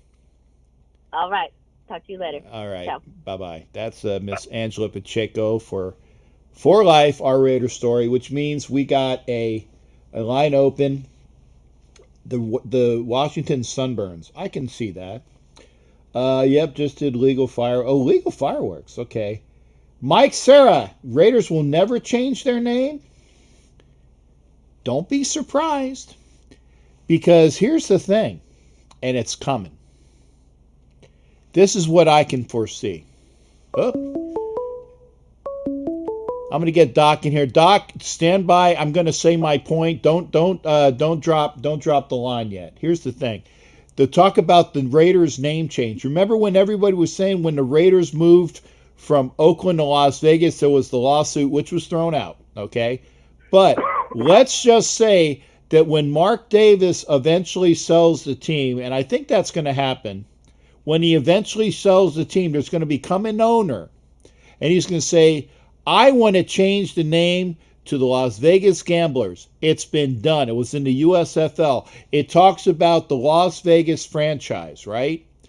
If he wants to keep the name Raiders because it makes money, I see it. But I can see that when Mark Davis eventually sells the team, and it'll probably be after I'm gone, okay, hopefully anyway, that won't be coming. So don't be surprised if it doesn't happen. And by the way, if the Raiders, if there ever is an NFL franchise in Oakland like the reports were, then here's the thing.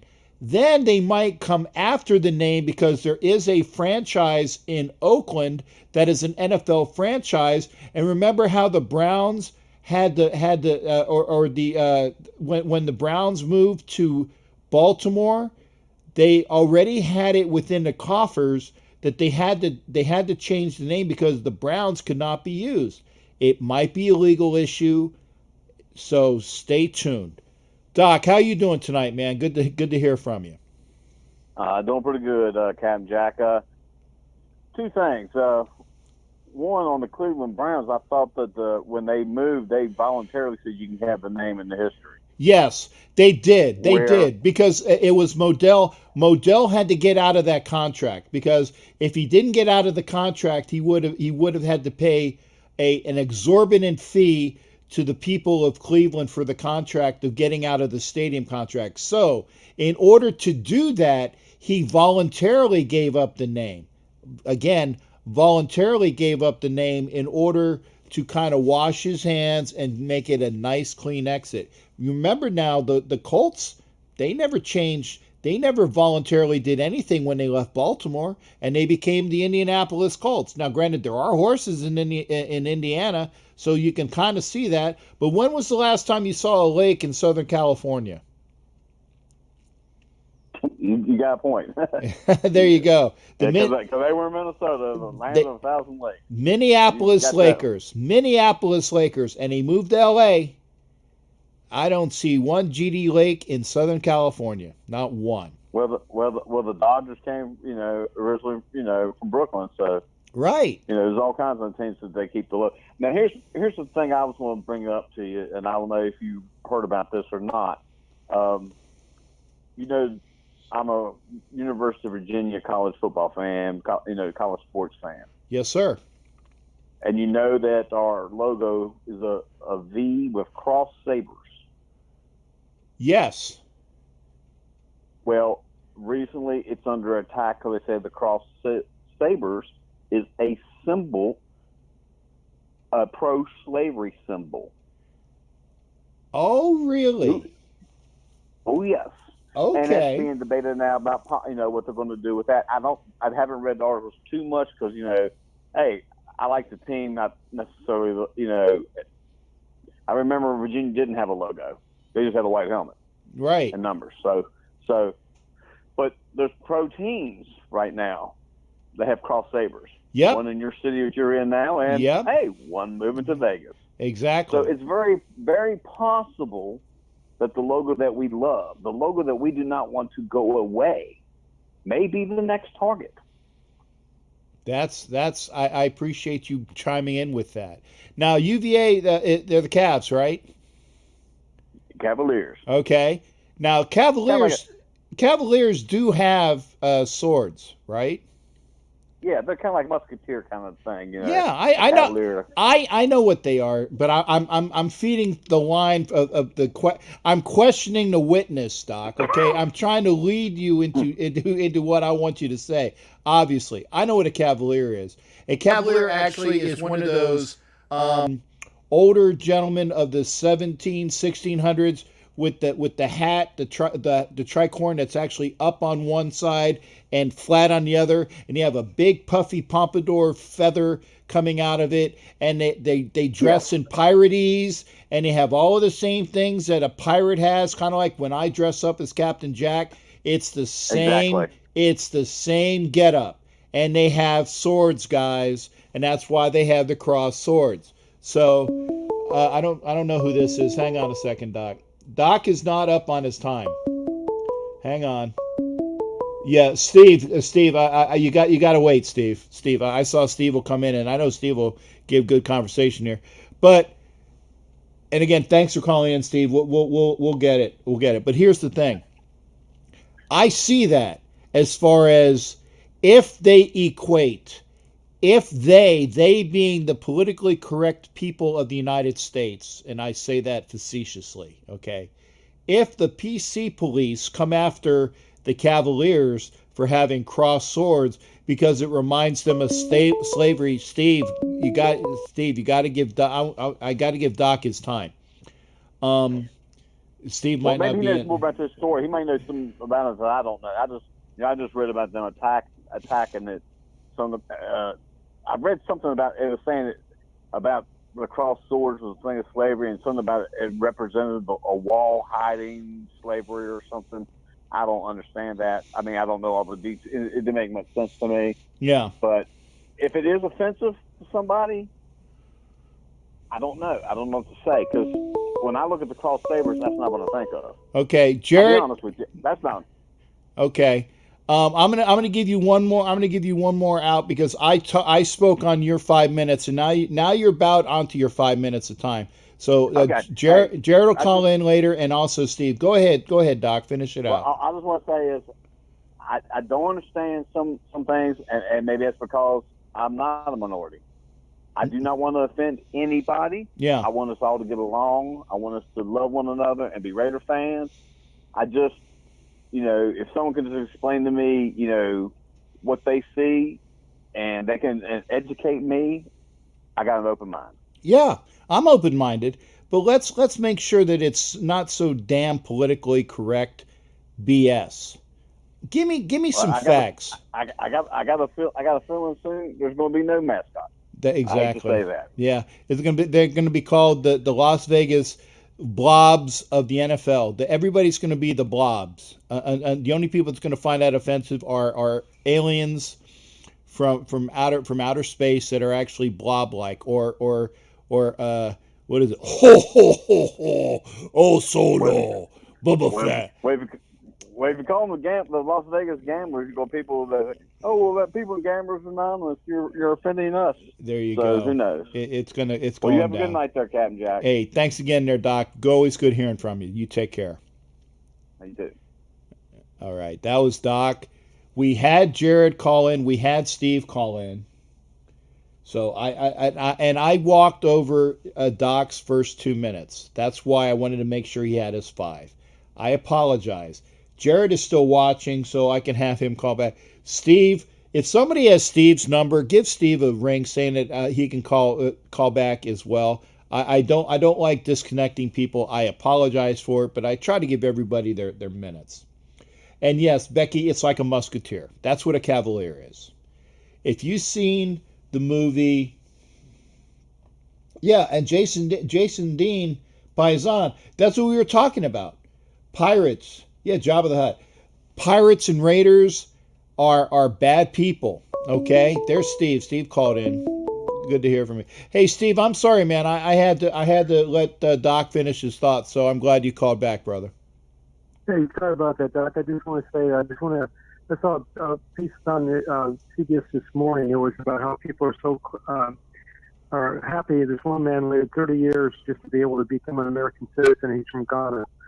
and they said, you don't realize how bad it is in other parts. You don't realize as an American citizen how bad it is in other parts of the world. My parents and I, one time, we saved up for money. We went down to Mexico. We went down to Acapulco when I was a teenager. That was probably the biggest trip of our life. We just take our family down there, right? Mm-hmm. When we come back to everything, we see people move dirt from pile to pile. Where if you had a bulldozer, they could get it done within a couple of hours. I was so grateful as an American citizen. There's people that were on the beach because they were afraid the government was going to be overthrown with machine guns. And I'm thinking, you know what? When I saw the American flag on the plane, I said, you know what? I am so fortunate to be an American citizen. I just want to tell you a story real quick, Captain. Okay. A friend of mine happened to be from communist China. His parents left everything behind, got on a raft, and took off across the Pacific Ocean. This is the true story. They were out there for about 2 or 3 days. They got dehydrated. There were sharks in the water. They finally, after about 3 or 4 days, they finally got picked up by an ocean liner. Took them to Hawaii. From Hawaii, it took them to San Francisco. From San Francisco, it took them to the to eventually the San Antonio, Texas area where he's from. There's people that come from here to the United States from all over the world just to have the opportunity to have freedom. There's so much oppression out there in the world. There's so much hate and everything like that. They're willing to risk their lives. They gave up everything. They were just on a raft, the man and the wife. That's how bad they wanted to get rid of communism, socialism, Mao, all that stuff. This is what they come to America for. The greatness of America. Sure, we're very divided right now, but we have to remember what makes America great. We can't be always tearing it down all the time. As American citizen, this has been the hardest time of my whole life. I've been on this earth for almost 60 years, Captain. I've never seen it so bad. Why can't we all just realize we all bleed red? We all are supposed to love each other as ourselves. We're created in God's image. Why can't we have that anymore? Why does there have to be so much hatred? All you have to do is show love to somebody. Be kind to them. Look them in the eye. Say, hi, thank you. Don't look away. Don't look down. Okay, so I thought I lost you, Steve. I'm glad you're still here because you cut out for a little bit. Are you walking? That's all I said. Yeah, are you walking around, brother? Well, I need to. My phone has moved around my face for a second, but yeah. I'm just saying, all you have to show is compassion and love for other people, because we're all brothers and sisters in Christ. That's all. Just treat people human. Look them in the eye. Say hello. Does it hurt? Open up a door for somebody at the post office, or just say hi. Does it really hurt you? Just put down the damn phone. I got you. Just put down the phone. Be human. Yeah. And by the way, folks, Steve is devout. And I get it, okay? I have no issue with Steve's religious thinkings because I know he's devout. I know he's a good person. And when he says that we're all brothers in Christ, that's because he is a devout Christian. And I have friends that are devout Jews, and I have friends who are devout Islamists. And there is a difference, by the way, between ones that blow things up and real Islamist guys. And yeah, I said that with a little bit of a hint of things in there. Don't let religion get us in the best, because Steve's a good person. Okay? So I have no issue with it. So because I know that, hey, he said something that was religiously tainted. I don't take offense to it.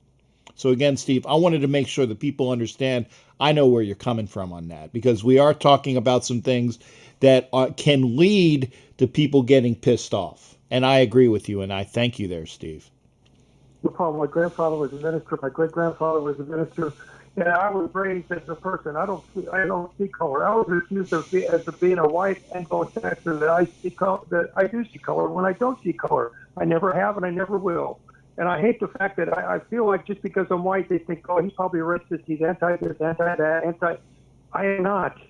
I know. Regular person. I just want to get up in the morning, go to work like everyone else, the way I want to be treated, the golden rule. That's it.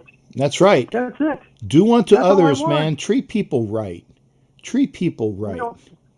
And that's all. And I love everybody. I don't care where you're from, where you came from, what your religion, whether you believe in religion, whether you're agnostic, atheist, or whatever. I don't care, as long as you're kind to people. That's all. Right. And the best thing about Steve, he's a Raiders fan. That's coming from all of us. And you know what? Even if I'm talking to people that aren't Raiders fans, as long as you can get up in the morning, I tell people that, they complain about this, they complain about that, Captain. I said, you know what? You woke up today. God's given you the gift that some people didn't get up this morning. You Right. didn't get up this morning. You're given that opportunity. You've got to make the most of it. Think about being a glass half full, glass half full type of man or woman. Don't be a glass half empty. I'm around negative people all the time. Yeah. I just have to tune it out, don't you, Captain? No, I got you, man. And like I said, I agree with that. And, you know, every day I wake up, and a lot of times before I go to sleep, I said, thank you, God. I didn't say Jesus. I didn't say Allah. I didn't say Yahweh. I said, thank you, God, for letting me live another day. It is truly and greatly appreciated. Now, that is a blanket statement, and it's how I feel, because I think and thank whoever, the almighty being, for letting me live another day when I have my health issues. Thank you, God, for letting me live another day. It is truly and greatly appreciated. And that's all I have to say. Hey, So one other thing I wanted to tell you, Captain. A friend of mine, he happens to be Jewish. They're from Vienna. You've heard about the gold trains when they took everything away from the Jewish people and they hid it up in the mountains and everything that the Nazis did. His father and his father and his grandmother were the only two people that were able to get out of Auschwitz, because the rest of the family perished to the Nazis there.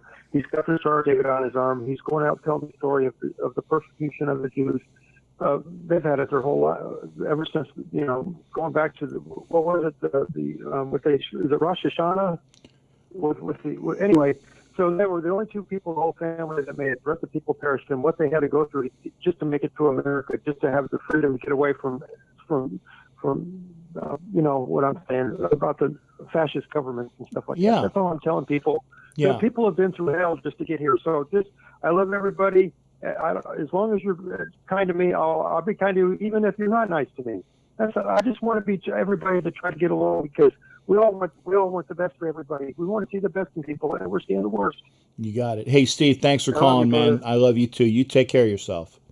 God bless you and everybody listening. We're going to get through this. We just have to think about what makes this great. We love each other. Thanks. You got it. That was Steve. Thanks for calling in.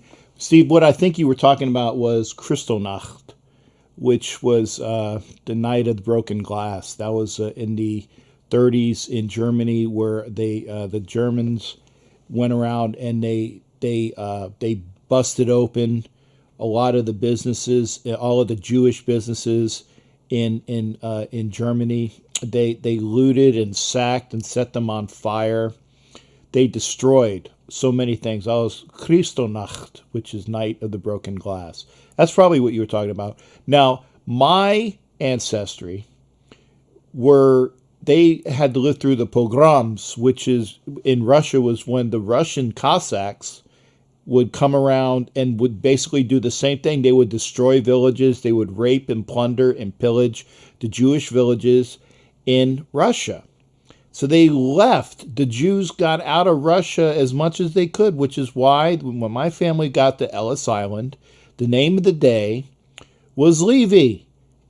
I'm an Ivinsky, Ivansky. I didn't go through the 23andMe and all those other things to know what my family history is. I like to learn. I don't need to do that. At least I know that much. Okay, the Ivinskys became the Levies. They settled in New York, and that's where my lineage it comes from on my father's side. And then I get and Angela's calling back. And then Angela, I'll be here in a second. I just want to finish this. Obviously, the Daltons on my mom's side and the Lucanses, which were German, and the Daltons which were Irish. I know what my lineage is. Respect your lineage and be well. Angela, you call back. What's up, hon? Hey, thanks for accepting my second phone call. We had a really interesting conversation earlier, and I appreciate it about the topics of your show. But I forgot to remind your audience, we are doing For Life and doing something a little different and special tomorrow. If everyone's available, I'd like to let them know about that. Sure. Okay. So tomorrow night at 5:15 Pacific Standard Time, so we're kind of playing off the Monday Night Football thing, we are going to re-air the interview that we did with Baby Longs, but it's going to be on our YouTube channel and the cast is going to be on for live discussion. So if everyone can join tomorrow, 5:15 Pacific time, that will be going on from 5 to 6 o'clock. So it's a 1-hour special with our live chat. Okay, now that is on your YouTube channel. Now, if Homer's in here, I'm not sure. I think Homer was taking a couple of weeks off, but I know that would possibly get into his time slot. So if Homer's still here, I think Homer had mentioned that he was taking a few weeks off, which shouldn't preclude anybody saying, "Well, I can't." Well, actually, just get on two browsers and push on both. Let them run, folks. Let them run. I actually thought we weren't. Yeah, let me know, Homer, if you're online. I thought we were not going to be conflicting with him. I thought I had checked that, but I could be mistaken. Yeah. And if that's the case, we can always change our time. So, No. Homer, if you're still on, let us know. I can adjust that. Yeah, get with you guys are friends, right? I would get with Homer, but I think that shouldn't be an issue. But I don't want to put words in Homer's mouth, because then he'll get mad at me. Then I'll have to have Tourette's syndrome, and I'll have to drink all night. Oh, darn. Yeah. But yeah, tomorrow night. Yeah. Tomorrow night, it's as of right now, we were planning on doing it at 5:15. I'll hook up with Homer and see if it's a conflict. If not, we'll go ahead with that. And if so, maybe I can adjust the time a little bit. But I thought it was not. But I could be mistaken.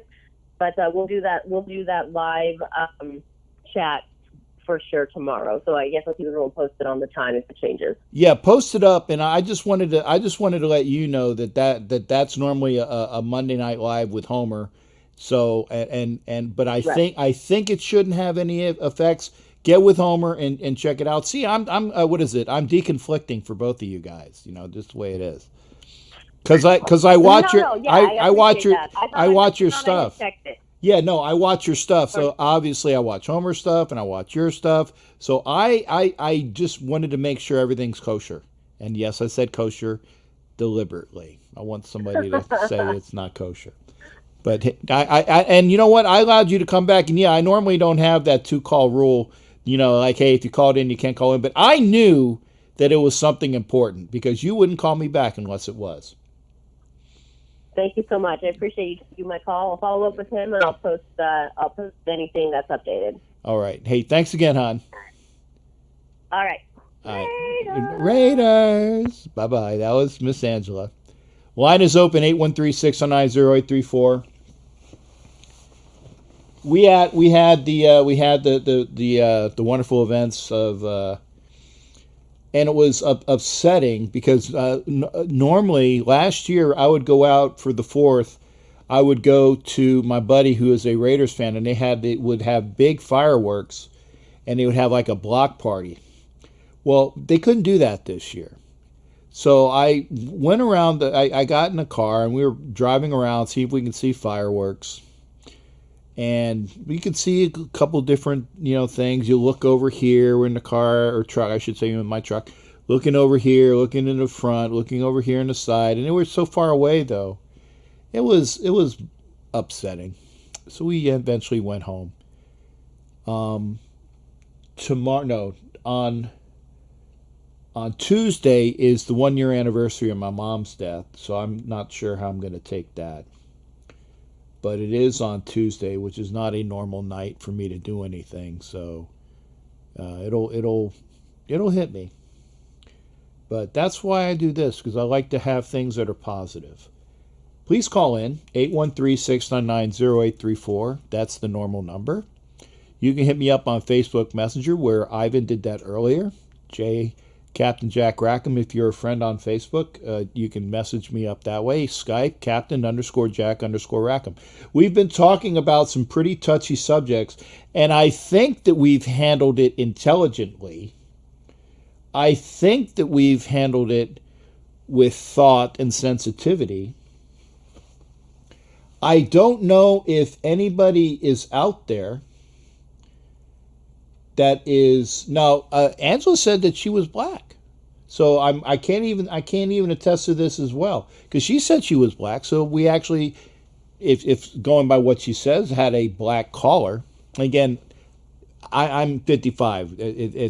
That's what the African American community was known as in my generation. So we have had, per Angela, we have had a black caller. I haven't had any issue with Angela. I love Angela. Love her mom. Love everybody. So I want to make sure. But if there's something that I said that was wrong, please get with me. And now we are hearing from Asylum, who has definitely gotten out of his cage. How you doing, brother? And how many minutes you got on the phone before the people come after you with the long white coats and the clean white chest, and they're coming to take you away? Ha ha. Ha ha. I got until they find me. There you go. I snuck out, but nobody's seen me yet. Nobody knows. Okay, well, good. You snuck out. How you doing? I'm all good. How you doing? I'm good. I wanted to be sure to, and I hope I've done this, to treat a very touchy subject with respect, intelligence, and okay, unknown caller. Hang on, I got an unknown caller on 707. Hey, Asylum, can you call back? Because I want to get this unknown caller before anything else. Can you call back? Sure, I can call back. Okay, thanks again, brother. That was Asylum. Unknown caller at 707. I have you here because I didn't recognize the name or number. Asylum, please call back after this caller. Who am I speaking to at 707? This is Captain Jack Raider. Hey, okay. Well, hey, how are you doing? I'm good. I'm glad you actually called in. Make sure that you text me. You text me so I will know that this is the other Captain Jack. Asylum, I'm glad that you were kind enough to get off, because normally I'd say gotta call back, but I didn't have your name identified, so that's why I did this. For all here that were listening to me talk about during the, I don't know if you saw my earlier portion of the show there, Jack, but I was talking a little bit about you, but I didn't want to say everything because I wanted to give you your floor to introduce yourself to Raider Nation and our discussions that we've had via the email since last night. And Asylum, when Captain Jack is done, this is weird for me to say this, when Captain Jack is done, because okay, and we got to figure out, by the way, the elder Captain Jack, the young Captain Jack, the Captain Jack pirate, or the Captain Jack Marvel figure, and I'm going to let you get into that as well. But there's got to be a way to differentiate, because that I have to insist upon. For sure, definitely. Okay. I don't think that would be hard. Yeah, I think everyone who knows you already knows that I'm not you. No, thank God. There's only one old bastard like me, man. You're young generation, so that's a good thing. So go ahead there, Jack. Yeah. I started being called captain a long time ago, and like I told you before, my last name is Jackson, and started being called Jackson since second grade, and then it got shortened to Jack. Even my own mother calls me Jack, and and then it kind of got put to Captain Jack when I was young, and so I've been called Captain, Jack, so on and so forth. And I've been a Raider fan my whole life, diehard Raider fan since I was born in '88. That's why I'm so disappointed that I didn't realize that there was another Captain Jack until you actually reached out to me. So it was a pleasant surprise. Getting to know you the last few days has been awesome.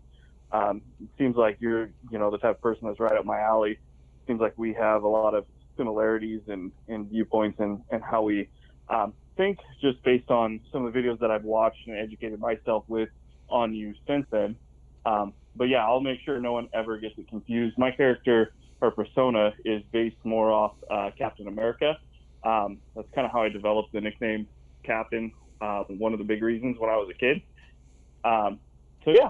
So that's kind of my story of how I became my version of Captain Jack. And I appreciate you having me on the show.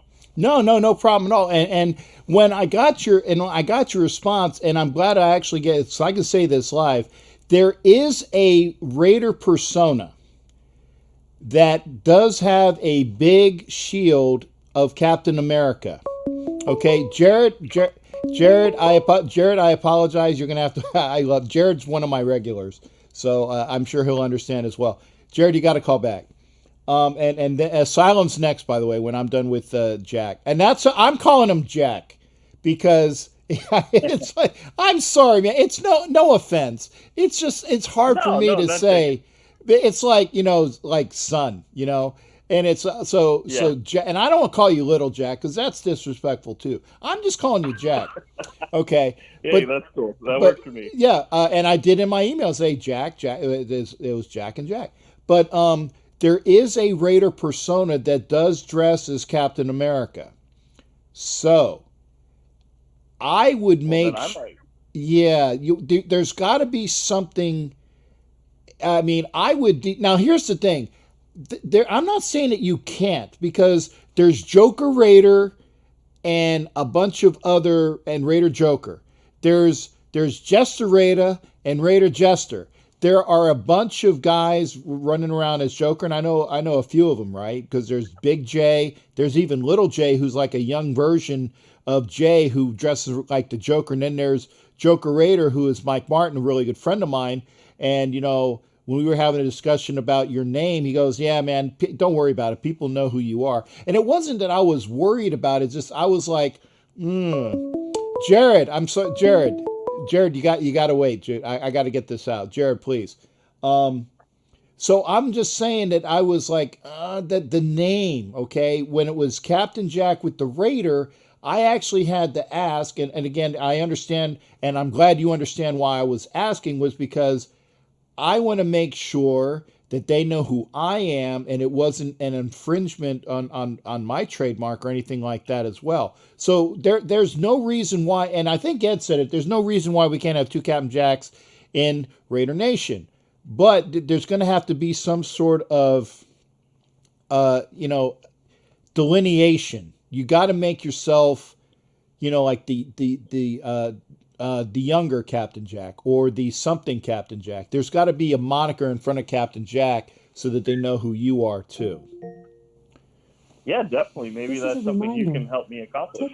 Yeah, and that's why I said, Alexa, stop. I'm sorry, Alexa comes on at 11 o'clock. Giving me a reminder. The thing is that what I would do is I would reach out to the gentleman, and I don't. Somebody makes me give me the guy who dresses as Captain America. Okay, I've met him. He's a good guy, and have had pictures with him. Give me his name, and I will send it to Jack, my Jack, and you're my Jack now, right? I'm going to send him to my Jack, and this way he can deconflict with him.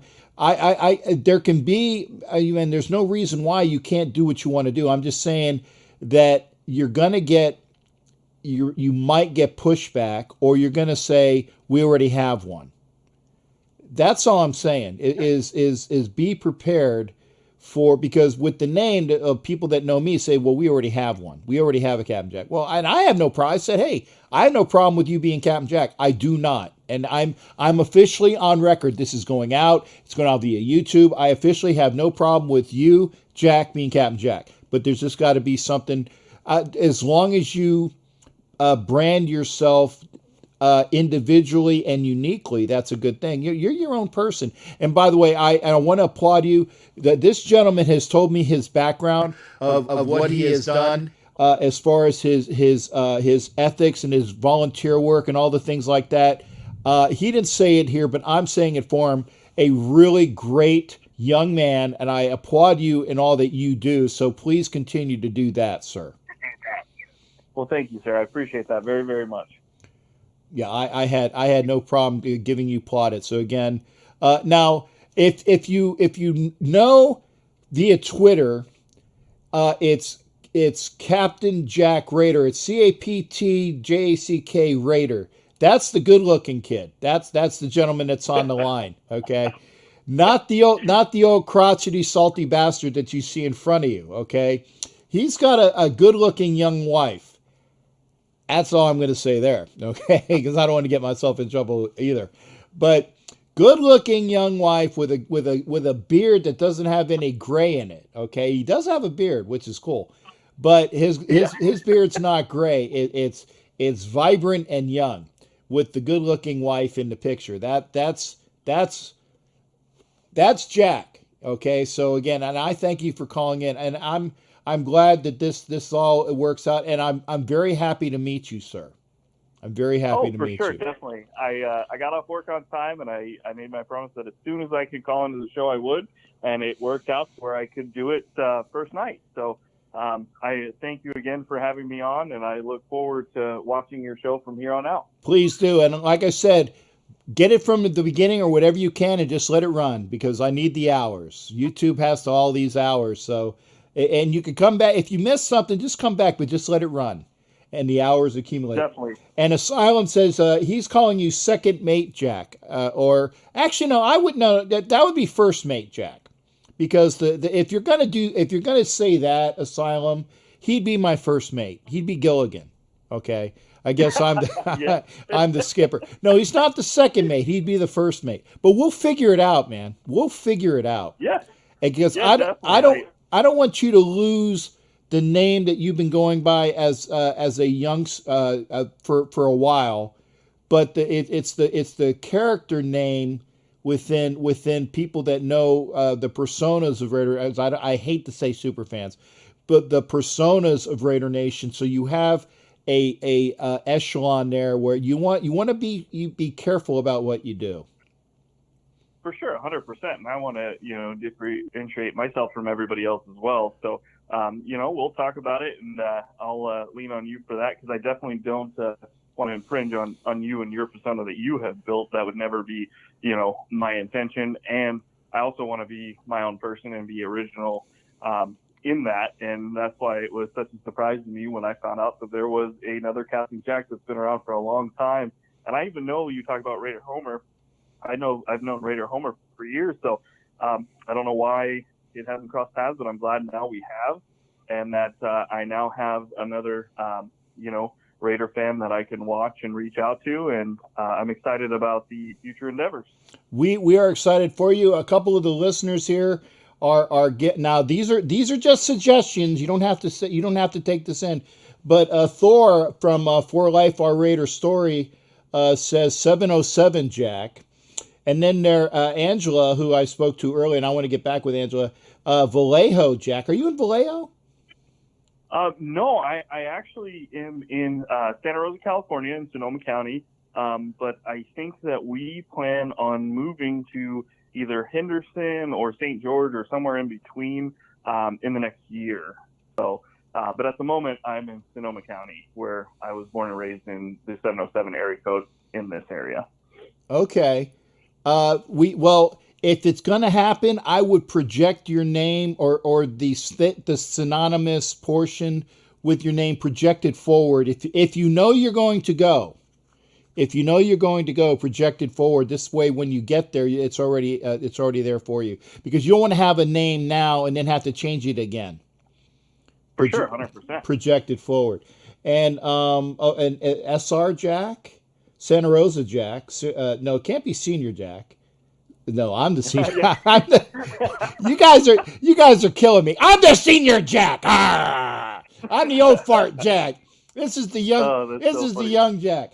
It's Santa. I like Santa Rosa Jack, but you're going to be moving forward, so we'll get it through there. For sure, definitely. We'll get it figured out and hammer some things out. maybe even the Desert Pirate. Desert Pirate. But then I'm playing on Pirate. I don't know. Yeah. You see, we got to talk about this. We got to exchange some more emails and get it figured out and hammered out. Yeah, I got it. Now, like I said, but see, I was going under the line. I said, Marvel Captain Jack. Yeah, I know, and maybe that's already taken too. So but I don't know. See that now we got to go with you might have to drop Captain though. I don't want you to, but there might be if am I being an asshole? Their co-captain. Well, see, Eric is saying co-captain. First mate. See, first mate is there. Jackson Jack. I like Jackson Jack, but I don't want because you were a captain on your football team. You explained that to me. Yeah, that was one of the things. That's kind of where it started with that, and they started calling me Cap. There was a lot of things that played into it when I was younger, so I've had this name for a long time, since I was probably like 9. Yeah. So 23 years. So yeah, so that's the hard part, but yeah, we'll figure it out. We will. It's no big deal. Hey, and are you looking at the screen right now? There's a little bit of no, I'm actually not watching the screen because okay. I was watching it on my phone, and I had it playing through my truck on my way home from work, and so when I got home, I just called in, which I had to take off my phone. And I'm gonna describe this to you. And Asylum, get ready to call back in. I'm going long tonight. Asylum, get ready to call back in. I'm holding like you would like a guy you're giving noogies to. And so I have my arm right here, like I'm giving noogies to you in loving noogies, right? Like I said, because you're my Jack, you're my first mate Jack. I like first mate Jack, but you also want to make sure that you have your own thing as well. I saw your logo, by the way, on your the cups, the things you had, very nice. But that also looked a lot like kind of like what I had too. That's why I was like, "Ooh, we definitely need to talk." I've never actually seen your actual logo yet. Yeah. Oh, here's another one, Jack from The Incredibles. I like that. But a Raider Jack. I don't know. We'll work on it, man. And again, I am so very happy that this is a wonderful meeting. We've had our emails and we talk on the phone, and thank you for dialing in. Hey, go through all of my YouTubes and just put them on play and watch, man. It'll be good because you haven't seen them before, so you can catch up on all the things I've done. Yeah, definitely. I have actually since yesterday. I've been watching a few, so and having them playing when I'm working and stuff. So it's been great. Yeah, and we've enjoyed that. Good evening to you as well, Robert Hawk. Robert Hawk was a new viewer from the other day. I appreciate you coming in as well, and thank you for being here. Robert, if you're coming in a little bit late, we've had a lot of very serious discussion tonight about some issues that have been that are charged within sports. Plus, I'm having an interview with my little boy Jack. So you're coming in on that. So, and again, I say this out of love, man, because again, I know you're younger. And how old are you there, Jackson? I will be 32 in August.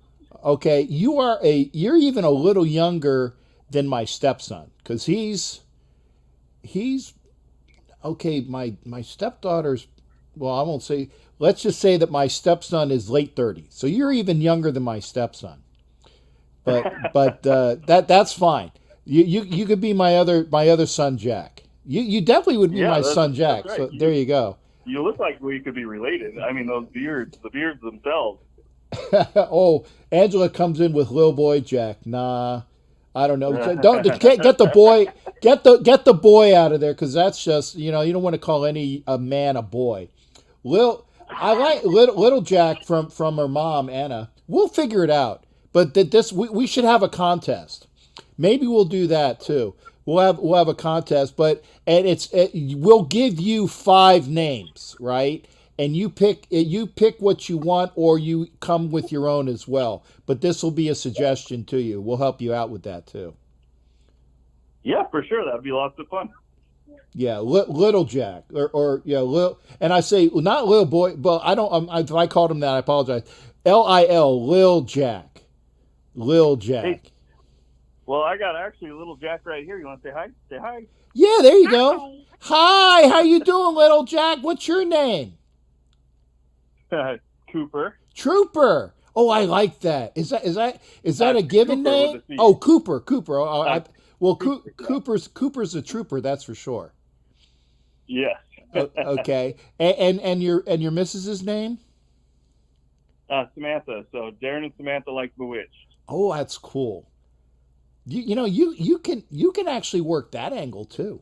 That's not a bad one. I just never used Darren ever. Like, not even my mom calls me Darren. Maybe. Well, you know what? Does your wife twitch her nose? No, but my mother-in-law calls me Durwood. That's awesome. That's awesome. Oh man. There's Becky comes in. He does have a Twitter, Becky. His Twitter is Captain CAPT Jack JCK Raider. Captain Jackson is another one we can consider, and that would be your a real name as well. We'll get JJ squared. We'll help you out. Thor chimes in with Jack Be Nimble.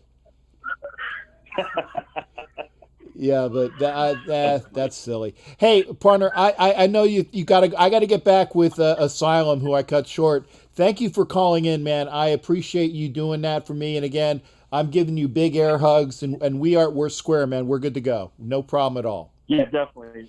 Back at you, Captain Jack. I appreciate the time as well, and I look forward to continuing our new friendship with my long-lost relative. There you go. I see a lot of other people. I like Captain Jackson. Thor's getting some really strange. Jack Tripper. From like Three's Company. We'll work all night, man. Hey, you take care. Best of Sam and best of Cooper. Thank you. I appreciate that, and best to you and your family as well, and we'll talk soon. All right. Thanks again, partner. You take care. You too. Bye. All right. Bye-bye. Now, that was Lil Jack, pending other things. Angela says to call him Thor. Oh, that's wonderful. Hey, Asylum, call back. Jared, call back after Asylum. We're on late. It's Sunday. I don't think. Well, Becky, we need to get you one too. We need a name for Becky. We'll do the same thing. We'll do a contest. Okay. Becky is a lady pirate. So we need to do that. Have you gotten with Raider Blackbeard for some graphics? Hopefully we'll have that done. Excuse me. Ooh, bad heartburn. Hopefully Asylum's still here. And Robert Hawk, no. Hey, Robert, don't worry about being late, man. You can come in anytime. Just let it run. And go back and get what you missed. Laughing at Thor's. I know what you were laughing at. Oh, you were laughing at Thor's suggestion. Which one? What, Jack Tripper? That's funny. Okay. I thought you were going to call him Thor. I apologize. That's funny.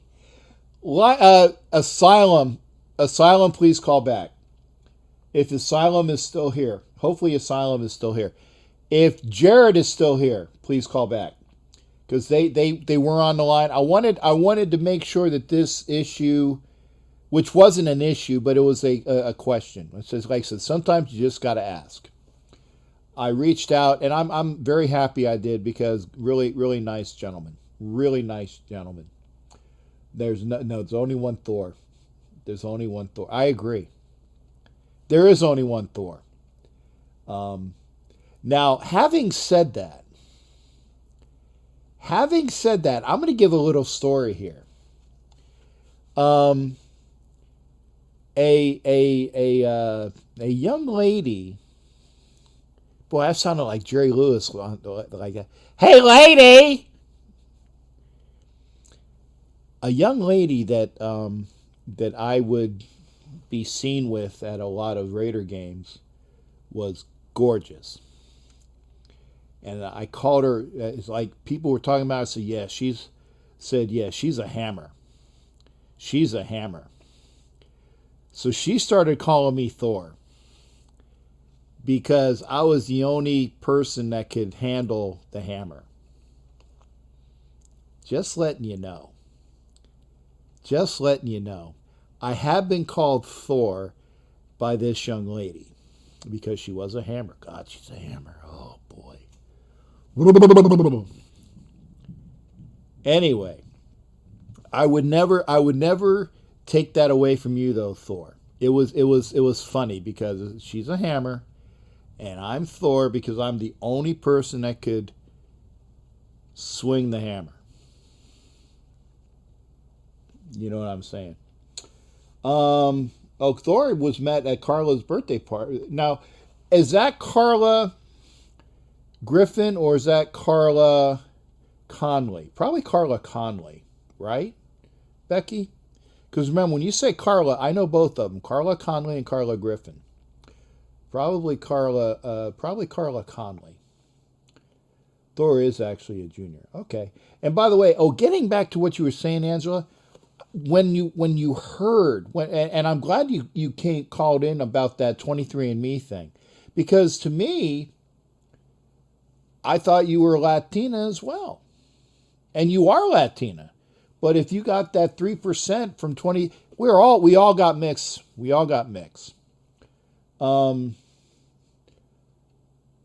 birthday at the A's game. Probably. There you go. We all have mixtures. No, there is nobody that is, you show me somebody that's 100% anything. 100% anything. Yes. Okay. 3%. We all got mixed. I haven't had mine yet. And the reason why, one of the reasons why is because it's a security thing. And if you want, I'll talk to you about it offline, Angela, but I'm sure you'll say, what? And I'm like, yeah, it's a security thing. I know my ancestry, okay? Belarusian Jew, and then German and Irish. And other than that, I don't need to know. But we're all mixed. There ain't somebody. It reminds me of the old thing, because again, y'all are my favorite Latinas, other than the hammer I was talking about earlier. Wow, muy caliente, muy caliente. Yeah, you're in the system now. You're in the system. That can be sketchy. Anyway, we got a call. There we go.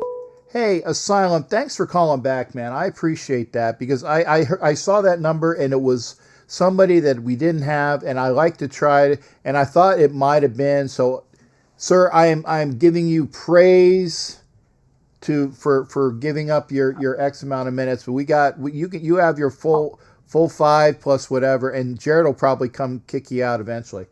But eventually, like I said, it's no big deal. I know how it goes, and I know you was expecting, or I'm sorry, hoping to get a call from him, and I'm glad it was him, and I was able to get him on the show and get everything out there in the open and everything like that. Yeah. There's a reason why it took me 5 years to come up with my whole persona, my name, and my look, because just for this reason, I wasn't trying to make sure I didn't step on anybody else's toes, let alone have anything that conflicted with everything. When I came out with my persona, I knew there was only one, and that's what I was looking for when I did it. Yeah, and I can attest to that. There is definitely nobody else called Asylum. There's definitely nobody else that has a cage, a broken out cage, as a portion of their garb. I do not say and costume. Don't forget the straight jacket. Don't forget the straight jacket. Oh, 100% real straight jacket. There you go. And it's definitely you. And I said, and that's why I was talking with Lil Jack, or I could just call him Jack, but for the conversation. And I made a mistake. I was trying to go with the first mate, but I did say second. Yeah. I still go with first mate. That's first mate Jack right now. Yeah. Until we come up with something different, that's first mate Jack. Yeah. Right now, unofficially, it's first mate Jack.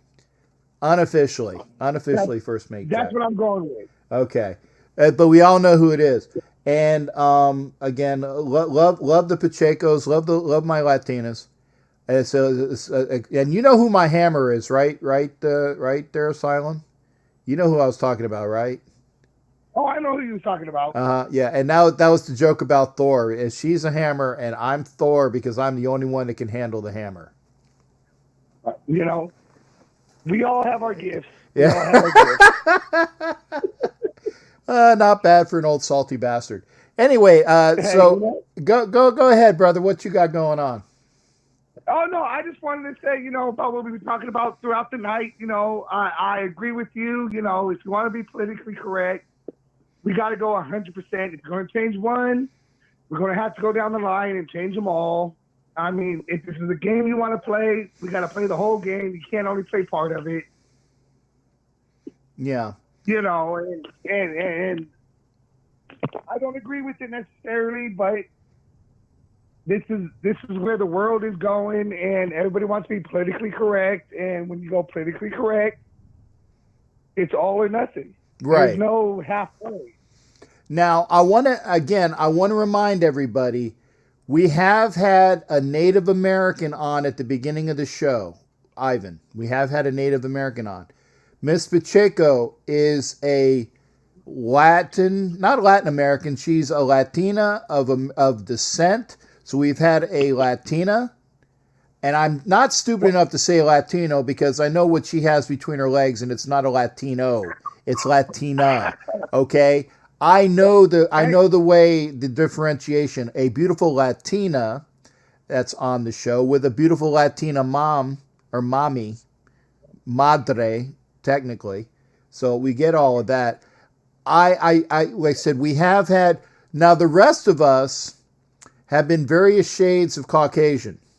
Well, you and me have talked about this before. I'm of Jewish descent as well. My great grandfather was 100% Jew, put in the concentration camp back in World War II, all that. I've got that same history as you do with all this. My name, my real name, I should say, is 100% German Jew. Yeah. There's no doubt about it when you know my name. Yeah. I know, and I'm not saying your name, but I know your name. I know your name. And when I first met you and you said your name, I looked, because it rung a bell, man. I said, yes. He is of the tribe. And like I said, if you're going to do one national anthem, I mean, everyone knows Al Davis was a Jew too. There he was. If you're going to do one, you got to do one for everybody else. You might as well do a Jewish. You might as well do a Muslim. You might as well do everything else and spend the next 3 hours doing national anthems for every race that's in the NFL. Yeah, unless you do, and again, let me say this is facetious, and don't do a cut up where they just say they take the beginning of the part out in front of it and they use the middle, because Angela's a film person and she knows how to do cuts. Okay, so if you're gonna do this, Angela, do the whole clip, facetiously. If you want to get it done quickly, if it comes to a point where you have this anthem and that anthem and the other anthem and everything else, you can do like what they do on radio. And you know how they have the disclaimer at the end of the radio, and the guy talking like real fast, and you never put it. They speed it up. Yeah. So that they can get that disclaimer in. A 15-second disclaimer can be done in like 5 because they speed up the audio track. Or they can do all of them at the same time on super speed, and we knock it out. No, and I agree. And if you're going to go about, like I commented, oh, by the way, the 5 years, that was about Matthew Benedetto in the NASCAR. He's been in there for about 5 years. He just recently started getting up there and getting noticed. I've been with NASCAR forever. But, even with the Indians, they've had that name for 105 years. Yes. And now it's an issue. Well, the Redskins, if they're going to change one, we got to go through, like you said, the Braves, the Chiefs, everything else. When it comes down to it, you do one, you might as well start doing them all. And that's what's going to happen. And to be very honest, now here's the thing.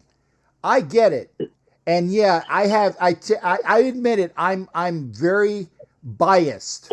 I'm biased, not prejudiced, because that's a different word. I'm very biased. If they're going to change the Redskins' name because it will make me giggle, googly google, like Eddie Murphy would say, make me googly google, Goonie Goo Goo, right? If you're going to do it for the Washington Redskins, do it for the effing Kansas City Chiefs. And do it for the Atlanta Braves. I'm from Kansas. I'm now in Kansas. I'm with you 100%. Yeah. They do one, you have to do the other. It's only right. Yeah. It's you want to be politically correct. You can't be partially politically correct. You have to be 100% politically correct. I get it. If you're going to do it, you got to go all the way and hit them all. That's right. It's not just, you can't pick and choose who you want. It's all about, like you said, the Braves, the Indians, the Chiefs, the Redskins. If you're going to do it, do them all. If you want to go this route, this is the game you want to play the game to the fullest. Right. And really what I'm looking for is I wanted to have an African American, a black person, because those are the only two that are acceptable to me. Okay? You're either black or you're African American. It's because those are acceptable. Don't even get me started. I will get in your face anybody that uses the N-word. I will get in your face, and I can't stand it when it's done. But hey, are you done, Ken, or you want me to bounce the caller? Well, no, I just got one more thing to say. I'm with you. I mean, I got the wide range in my family as well. I got blacks in my family. I'm married to a Puerto Rican. I mean, my kids are, it goes all the way. I mean, we're all one race. It comes down to it with a human race. Right. Plain and fucking simple. Right. Oops, I guess I got to do a shot now, but I'll do that later. You do it, yeah. You owe me a shot, and I haven't done one in a bit, so yeah. I called you out on it, but we're one race, and until we all come together and think and believe that, we're going to have all this strife and everything, and we got to come together as one race. There is no such thing as, like you said, we're Americans when it comes straight down to it. This is America. We do have the Native Americans. They're the ones who was here first, but after that, everybody else is an American.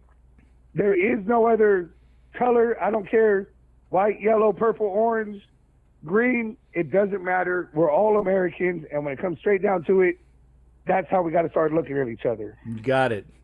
Hey, always good hearing from you, Asylum. Make sure you make up with lockup for the ward, whoever's doing on the ward. Make sure you're not, UA or AWOL. I say UA, so I'm Navy. Make sure you get in under bed check. Extra time in a straight jacket. I'm used to it. It's okay. Wait, as long as you make bed check, man. That's all I care about. That's all that matters. Like I said, they miss me. I get more time in a straight jacket. I get an extra day or two in a straight jacket. It's more fun, Yeah. It's fun bouncing off the walls in a straight jacket than having your arms in the way. Yeah, but I tell you, it's kind of hard to do things without falling down at other things, too. Well, when I get a phone, then I'm allowed to do other things. Other than that, I got too much time on my hands. No pun intended. No pun intended. There you go. Hey, thanks again there, partner. Appreciate you watching, and always good hearing from you. All right. Good talking to you, Cap. All right. Take care now. You too. All right. That was Asylum, who I gave a second call because I bounced him the first time. Jared was calling in earlier. Hopefully he'll call back. Hot Neil was calling a little while ago. Hopefully he'll call back. We're doing a 3-hour show. Only because I don't think Bear's doing a show. I would never want to intrude upon Bear's time. And yeah, Pacheco is Boricua. Yo sé, Pacheco es Boricua. And my I can roll my R's, man. I can do some really good. Yeah, Hot Neil, you can call me in. Hot Neil and Jared and Lonnie Cash. Thanks for calling back or getting in there. Good to see you. You had Lonnie Cash in here again. We had Lil Jack. We had and the gentleman that was new. I want to get his name again. Robert Hawk. Thanks for coming in. Appreciate all that. I want to get the word out, man. Like I said, we have intelligent, really good conversation. And boy, when we can talk about sports, it'll make it that much better. It'll make it that much better. I don't necessarily like I like Captain Jackson. And the reason why I like it is because it's his name, and it keeps the Captain Jack portion in there, and it has that sun type of thing. So I like that one the best so far. First Mate as well. Hey, Hot Neil, how you doing tonight, brother? Good to hear from you. Hot Neil. How are you doing? Yes, sir. Hey, how you doing, man? What's going on with you tonight on this Sunday night? Nothing. Just a little bit pissed off. I'm hanging there. Anyway, I want to call you real quick. And the comment that I told you this afternoon about the Open Veterans Cemetery, now I can rest in peace. Okay. Thank you for passing that. And that's down in South Florida. Whereabouts is that? And West Palm Beach, Florida. You take 441 or 707 before you get to a street called Forest Hill Boulevard. It's down there on 441. Okay. And I'm happy because I can rest in peace now. You can rest in peace? Yes, sir, because you don't know how many times we have tried to fight that with the county of Palm Beach County. Okay. Now, are you military as well, Hot Neil? I was in the Army back in 1993 until 2001. Okay, and that's my question. So now that they have a military, what do you call it, cemetery, is that where your final resting place is going to be? Yes, sir.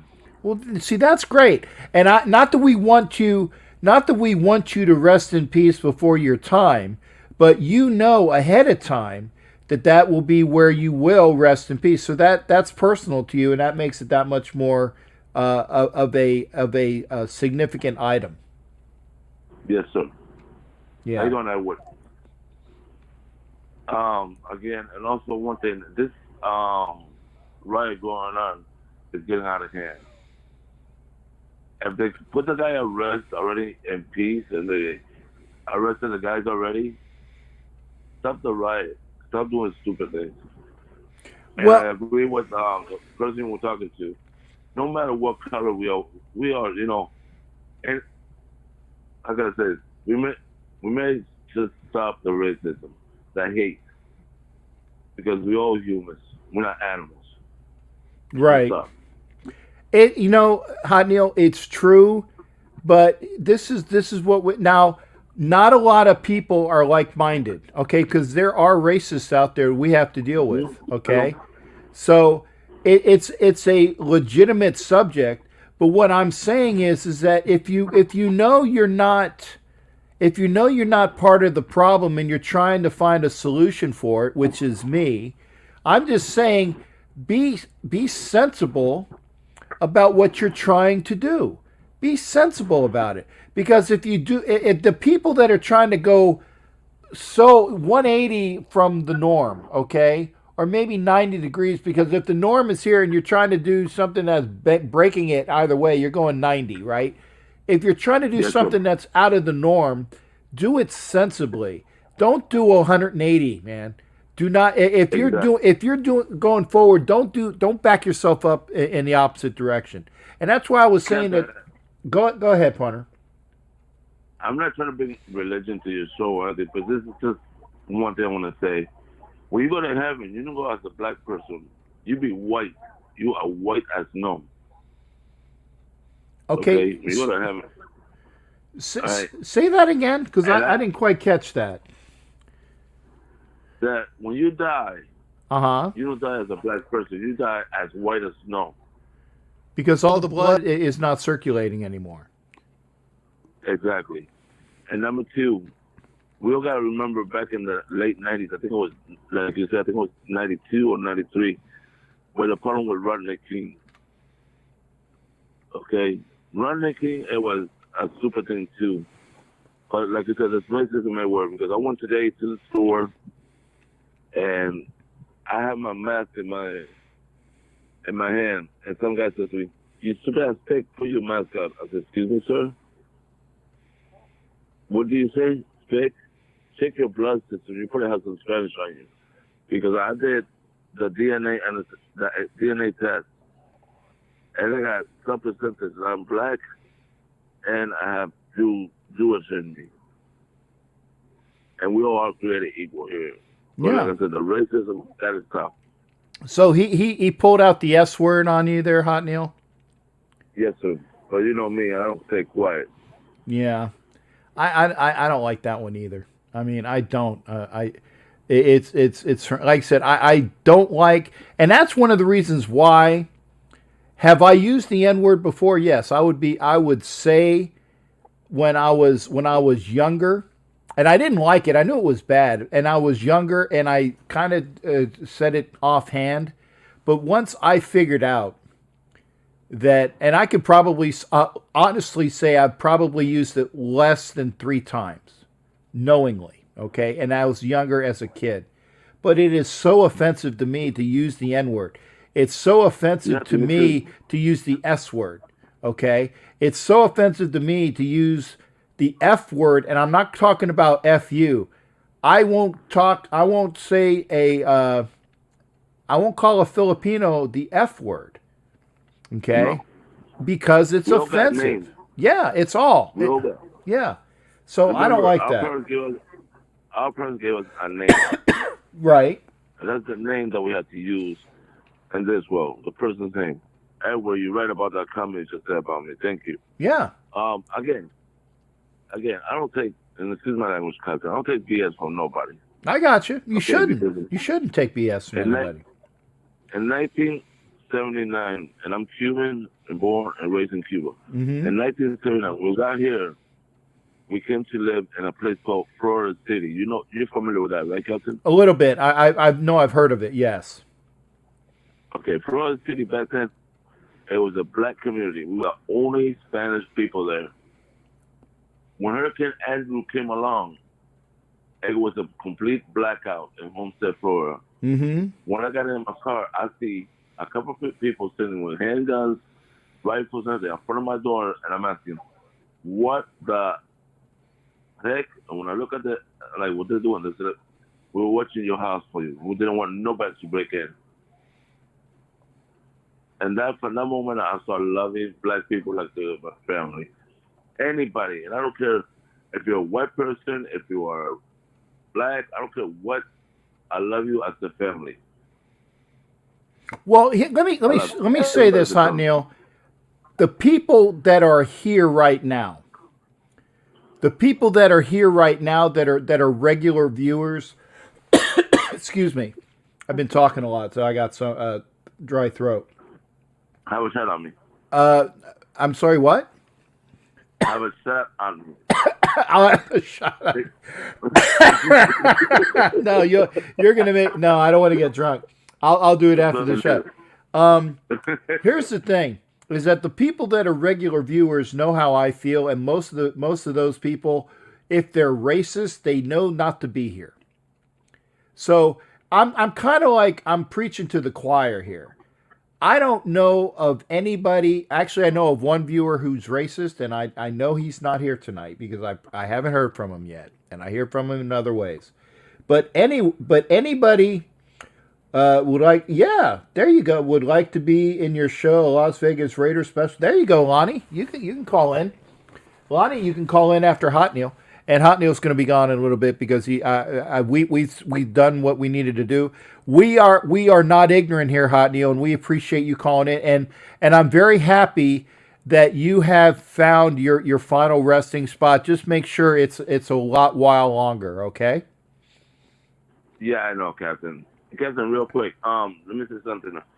We hope this year, since we have a new Coliseum, that we start kicking ass in the games.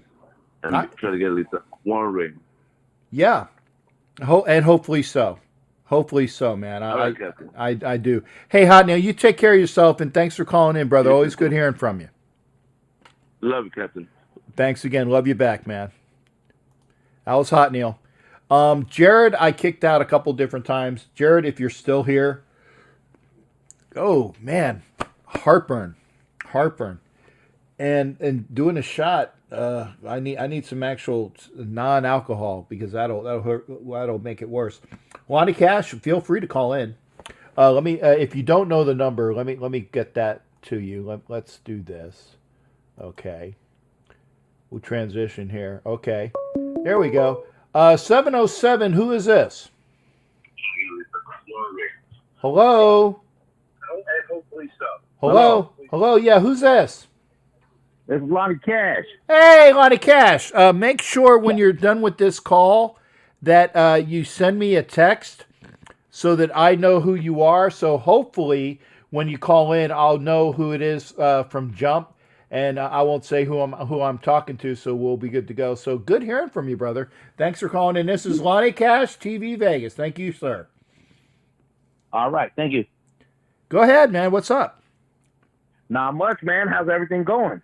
I'm okay. We've had some good serious discussions here tonight, and like I said, I wanted to have an intelligent, thoughtful, non super provocative, because it can be provocative, but we're talking about issues that are charged. I want to talk about sports, and in a way we are talking about sports because we were talking about name changes within the NFL and possibly Major League Baseball and things to be. And we're talking about the NFL is stating that there's going to be a black national anthem for at least the first game or so. And I'm saying that in my estimation, I understand the thought, but I think that it's more divisive than anything else. So we've been talking about that respectfully, and I wanted to have an African American or a black person. I like to say black because that's my generation. I wanted to have a black person call in, and I haven't had one as of yet.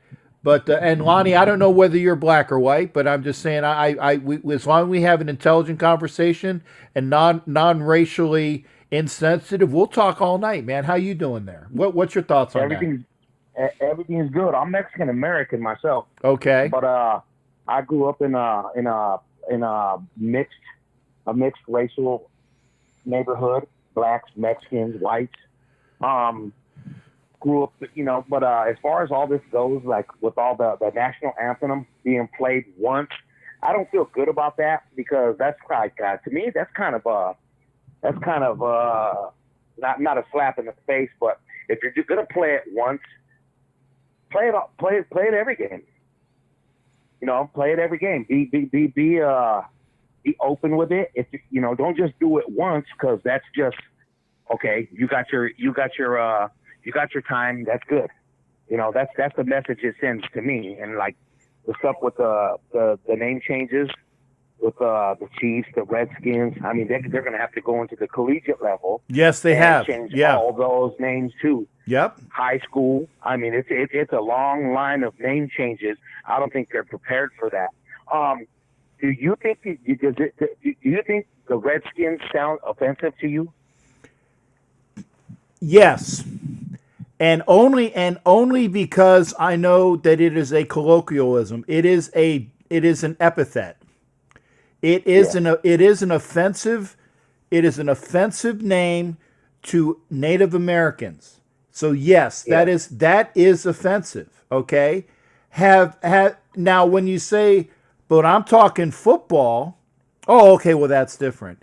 It's not different. It's just that we've kind of glossed over it for so many years. But it is offensive. To Native Americans, it is offensive because Native Americans don't have red skin. They don't. They have different shades of darker than white, and that's all it is. And there are some tribes that out west, which has a very caramel coloring. It's different. I mean, a lot of the folks that I thought were Latinos or Mexicans, no, they're Native Americans because they have that same melanin color in their skin. Yeah. I defy anybody to show me a person with red skin. Yeah, right. My grandmother is well, at me being Mexican American, we have Indian heritage. Right. Apache, Blackfoot. You know, one of my great great grandmother was Blackfoot Indian out of Canada. She spoke French. She spoke Spanish. Yeah. She spoke the English language. But yeah, red skin. I've never seen any of the Indians with red skins. I have a lot of friends on Facebook now that are in one of my Raiders groups, and she's brown. You know, she's brown. She's but no red skin. You know, so yeah. That's a I don't know, man. It's a long line of name changes, and yeah, I'm sure a lot of the Native Americans don't feel good about. Yeah. And, earlier, I was listening to a guy talking. He was talking about well, the Native Americans were here first, and then after that it was America. And I was thinking to myself, you know, no, actually this. Before everything was Mexico. Well, the Native Americans, and then a good part of the western states was Mexico. Right. So, you know, but these days it still is. Well, I'm going to go, Lonnie. I'm going to go one above you. Okay. I'm going to go one above you, because if we go back in history, and I'm a history major. Okay. Okay. I'm gonna go after the Vikings, because the Vikings were the first people from Europe that ever sailed across the sea and landed in some parts of the United States, or what is now the United States. Okay, what is North America? The Vikings did it eons ago. They landed in Iceland, they landed in Greenland, and they probably landed up in the northeast in areas around there. The Vikings did it first, okay? When the Europeans went about, and we're talking about the people trying to, and guys, I got to put my eye patch up because it's kind of bothering me, especially when I'm doing this. When the Europeans went about to prove that the world was round.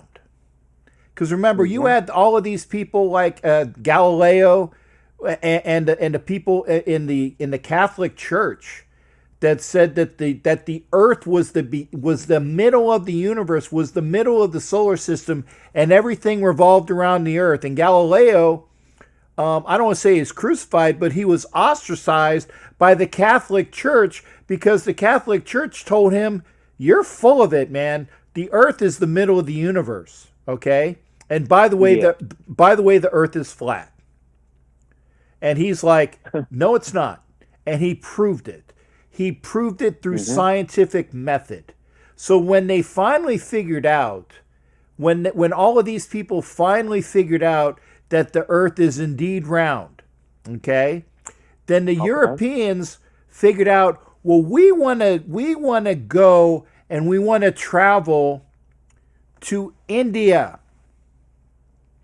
because we were doing trade with what is considered the Far East, the Middle East, the Indian subcontinent of India, okay, and of Japan, and all of those people, because they knew they existed from Genghis Khan and all the other people from there. They knew that Japan existed. But they were looking for a way to get there quicker. And they said, oh, well, if we sail west, we'll run into the Indian continent, or of Japan, of what would be the Far East. So when they went and they hit these grounds, they said, we're in the Indies. which is why when we were here, or early people had said we're in the West Indies, or eventually what became the West Indies, because they thought they were still on their continent, or what is Europe and Asia and Africa and the Middle East. They thought they were still on that. They would sailed west in order to go there. They didn't realize that there was a continent in between, actually two continents. So that's why it was called the West Indies, the West India Company, dating back for even when we do all of these other things, the slave trade, rum to molasses to slave, all of this stuff, okay? So I had the point was, I apologize, so that the Indians, the natives, were already here. The folks that were of Latin descent, that came over eventually, that mixed with the Spanish culture and the Portuguese culture. They had a mixture of the natives that were already here with the Spanish Latin culture or the Portuguese culture from Portugal, and that's why there is a mixture of Native Americans and Portuguese and Spanish that go from the western portion, where it is now Mexico, into Central America and into South America. But the natives were still always here. And that's why the natives, even if you go to the natives of the Philippines, the natives of the Philippines are Negrito. They're like Aboriginal, okay? Yeah. So the native folks from these lands, you got to understand that all of these people that are coming over and mixing with them is why there is such a mixture of races in the world today. So there is no black, there is no white, there is no nothing. We're all mixed. So that's why I'm just saying, thank you, Matt, the East India Company. And again, I'm a history major. So I'm saying that the Native Americans are the ones that can say that they were here first because they never left. The folks that are the Mexicans that have Hispanic interests or French interests, remember, because the Mexico when they got their independence, who'd they get their independence from? France, right? You're right. There you go, because the French were over here too. So all this mixing. So when they were trying to get to India, the East India Company, and eventually when they figured out this ain't India, then it became the West Indies, because they figured out that this was the west of the Indies, or this continent, and then they figured out it was America. And what is America named after? You know this, right? Their big guy. No. School me. Amerigo Vespucci. Okay, Amerigo Vespucci was an explorer before Columbus, and so they got these names of Amerigo Vespucci, and then it was figured out, well, there's North America and there's South America, and of course that little isthmus in between and all that area, where Panama is and Belize and all that, that's obviously Central America. But America is named after Amerigo Vespucci. So if we're going to have Columbus Day, we should have Amerigo Vespucci Day, and we don't. But Columbus was more known, right? So I mean, it's all in what is in the history books. That's why I said people need to figure out, make sure that you are not ignorant. And I'm not calling you ignorant, brother. I'm not. I'm just saying, if you don't know something, you ask, and that's how you learn about things. Okay, and we all need to do this. Yes, we all do, because like right now, I just want to thank you for taking me through that lesson, because I'm 51. I don't remember school doing history. I don't remember. The only thing I remember about school was math. But that was very interesting, what you just told me right now, and it's going to spark me, because here in a little bit I'll be on this computer running through that again. Yeah. As far as knowledge, that was great, because like I remember my grandmother telling me something similar, because some of them are because when I say Mexican American, a lot of our family, like I said, a lot of our family is Native American, and another one of my grandmothers came from Spain. Mm-hmm. And she used to tell me all this stuff, but I got lost, not lost, because we grew up in such a versatile neighborhood that where everybody was there. We never really thought about none of that stuff, and now everything's blowing up right now. Everybody's, fighting with each other, saying things about, and racism, it just took over just like that. And I never thought it would be this bad.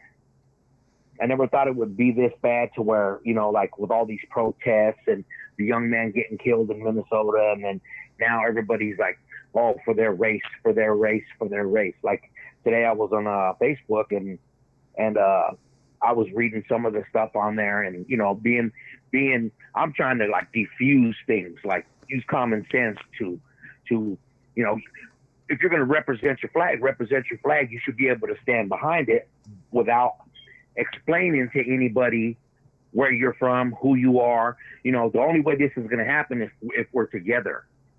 Right. But nobody sees eye to eye anymore on all that stuff. So, they prompt to call each other different names, the N-word, wetback. Oh man, yeah. That's, it's horrible, man. It is. I was, like I said, I grew up with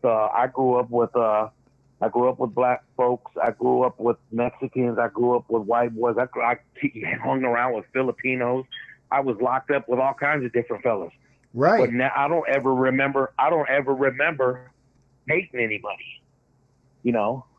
Well, it's gotten worse. And 1 second, Lonnie. Q, if I see you're in the comments, Q, if you call in, I'll run over. I'll do more than 3 hours. But I'm not, Lonnie, I'm not trying to kick you out. I'm just saying if Q is still out there and he wants to call in, okay. Please. No. Don't go yet, Lonnie. I'm just saying, Q, it's here. Let me do the little screen. Don't go away, Lonnie. Trust me. I'm not kicking you out because this is a good conversation. But Q, if you want to call in, there's a number right there. We're talking with Lonnie. I said, and I appreciate it, Lonnie. And like I said, the thing that's because it's gotten so volatile is because. And I'm gonna say this until I'm blue in the face, okay? The educational system of the United States sucks. And I can say that. I can say that because when I was out of a job, when I left my base in the Caribbean, I was a substitute teacher, a job that I will never do again. Okay, Q's gonna call in next week. I appreciate that, brother. And that's why I said don't ever let people off the line because I don't if people want to call in. But I'm just saying the education of the United States right now sucks. It sucks. And I can say that because I was a substitute teacher and I would go for the assignments for history because I'm a history major. And the way that things are nowadays, the people that we have in charge of this shit is upsetting. Hey, Lonnie, thank you for calling in, brother. Make sure you text me, man, so I got your number in here. Okay, and next time I call you, we're going to talk about sports. Yeah. We're going to talk about what's happening in Vegas as far as all the events that are coming up and the videos and stuff.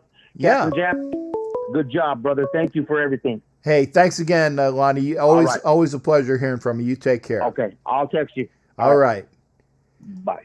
All right, that was Lonnie Cash in Vegas. Ron McClendon was calling, and I didn't want to pop off Lonnie too quick. Ron McClendon, there we go. Thank you for calling back. Ron McClendon, thank you for being here. Now. Okay. Wait a second, Ron. Wait a second. I want to make sure that everybody knows. Okay, this is an old white dude who has spoken to several Latin folks all we need for a quorum. And Ron, you are my black person, okay? And I'm not saying it to be mean. I'm just saying we got a quorum now. We're talking about issues and we have everybody identified, so we got it across the board. Ron, if you want to berate me or if you want to go after me, now's the time, man. No, I'm not going to go after you. Okay. All right. To make a long story short.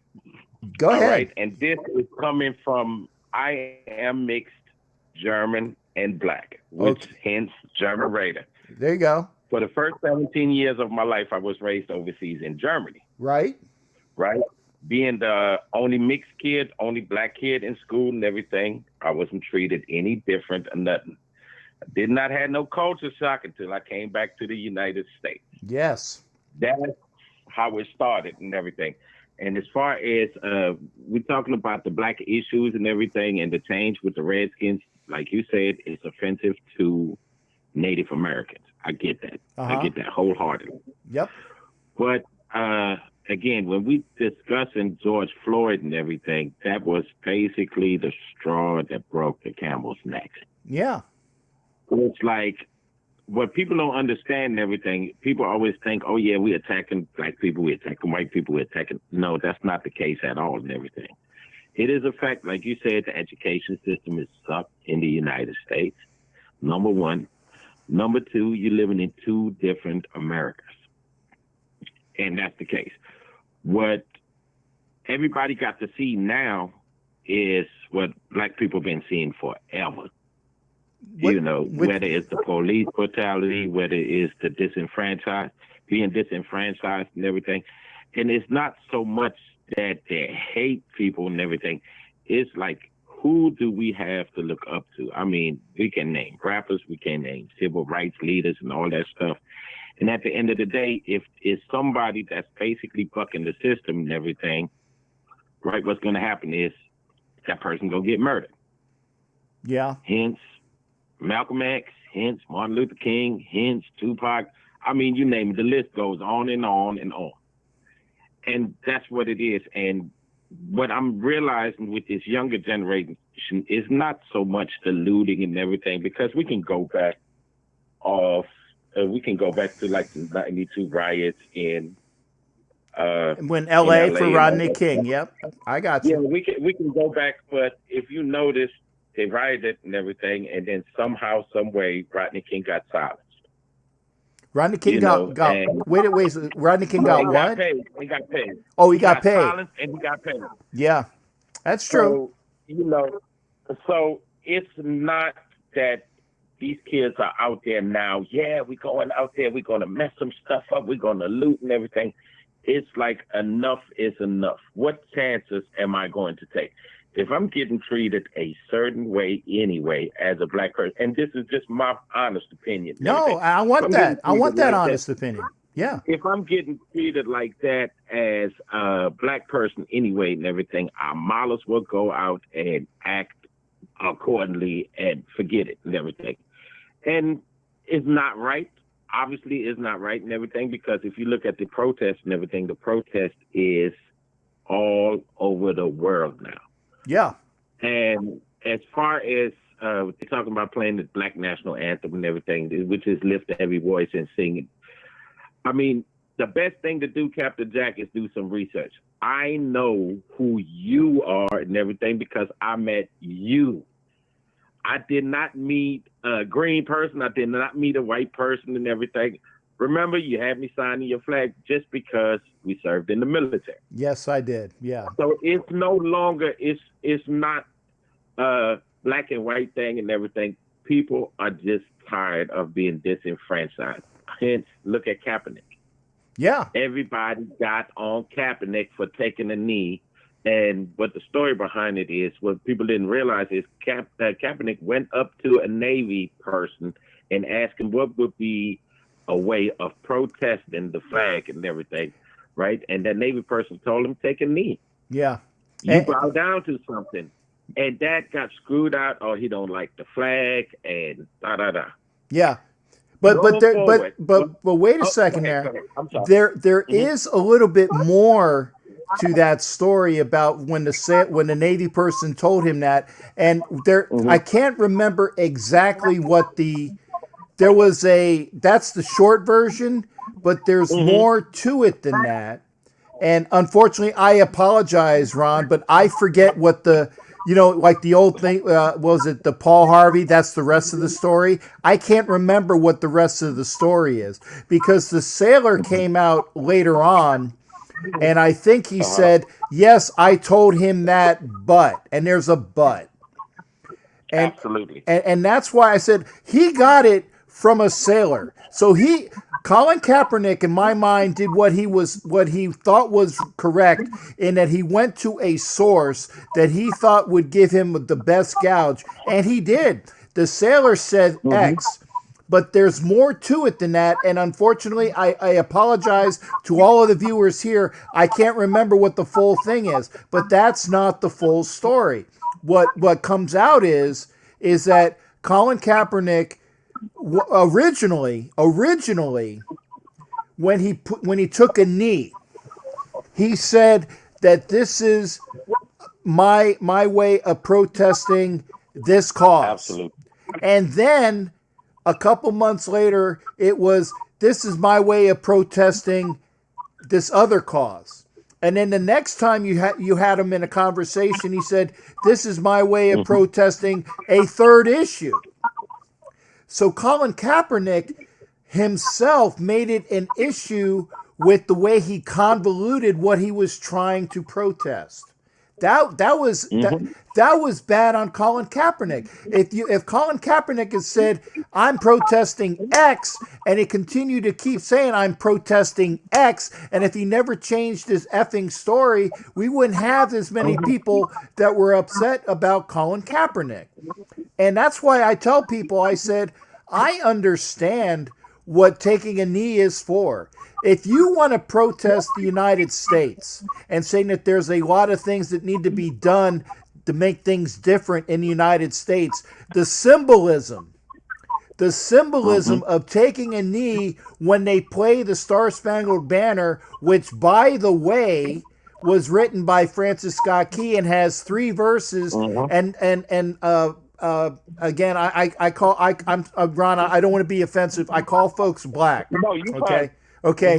Blacks have said, well, there's a third verse that says this and yada yada, and you got to read between the lines. I never saw anything offensive in that, in the words. I mean, I don't remember what it was, but there are 3 stanzas to the Star-Spangled Banner, and there is something that is probably offensive in there. But I don't think that Francis Scott Key wrote the poem to be offensive to anybody who was trying to be patriotic. And that's why things get so convoluted in history, okay? Colin Kaepernick had the right idea.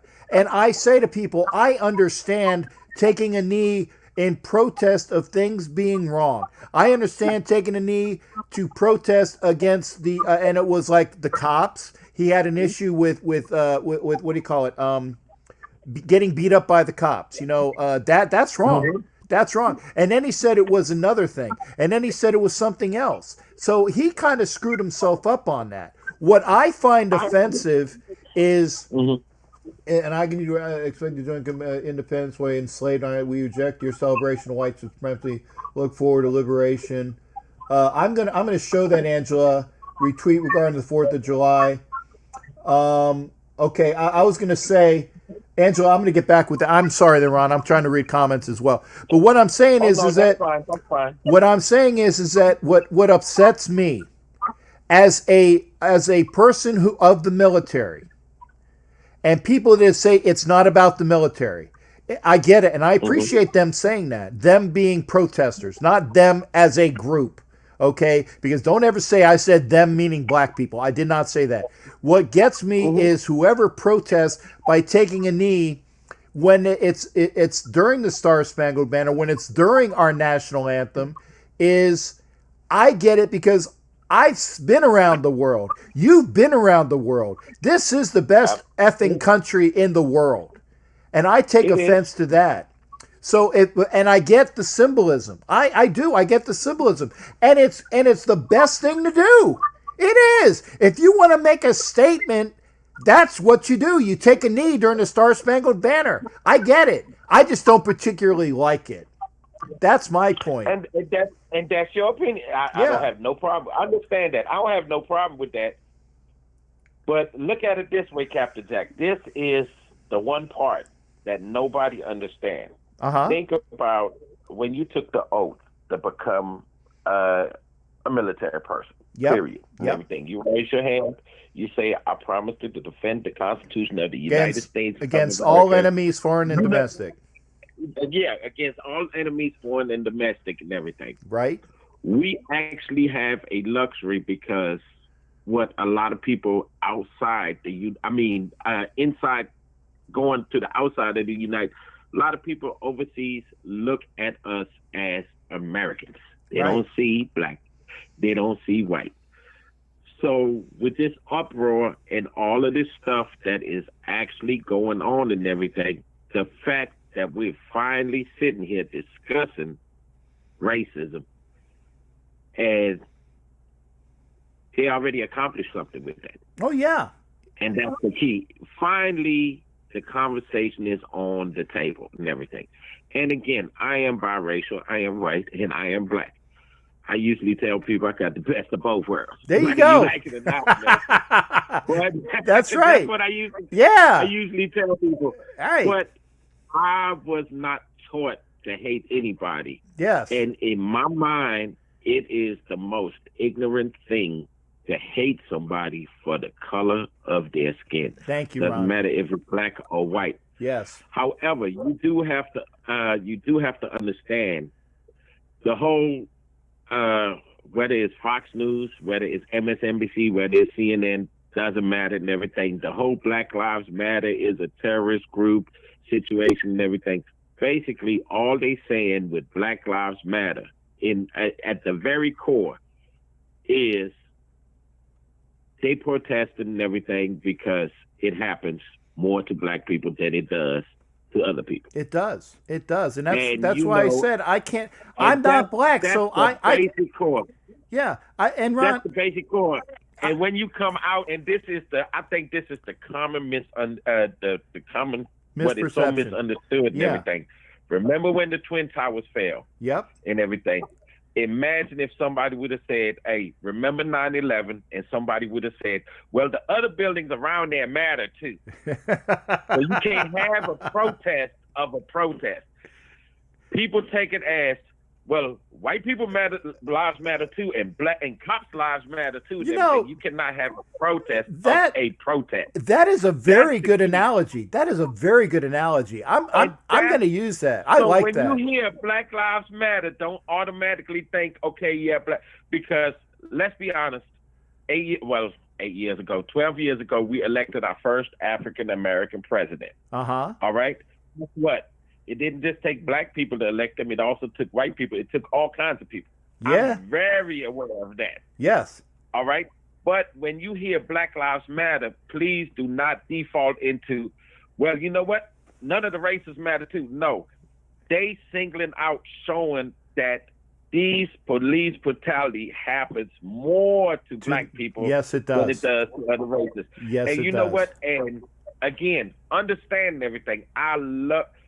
One of our club members is a police officer. I joke around with him. He's of Mexican descent. I joke around with him all the time and everything. Because you have that rapport.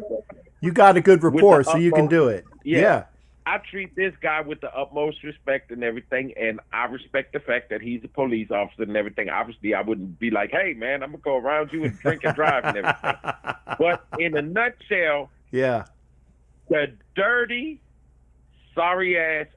Excuse me. The dirty, sorry. Got to do a shot. You know what? Got to do a shot. That used that badge as power. That was a bunch of nerds back in school that didn't get no attention and everything.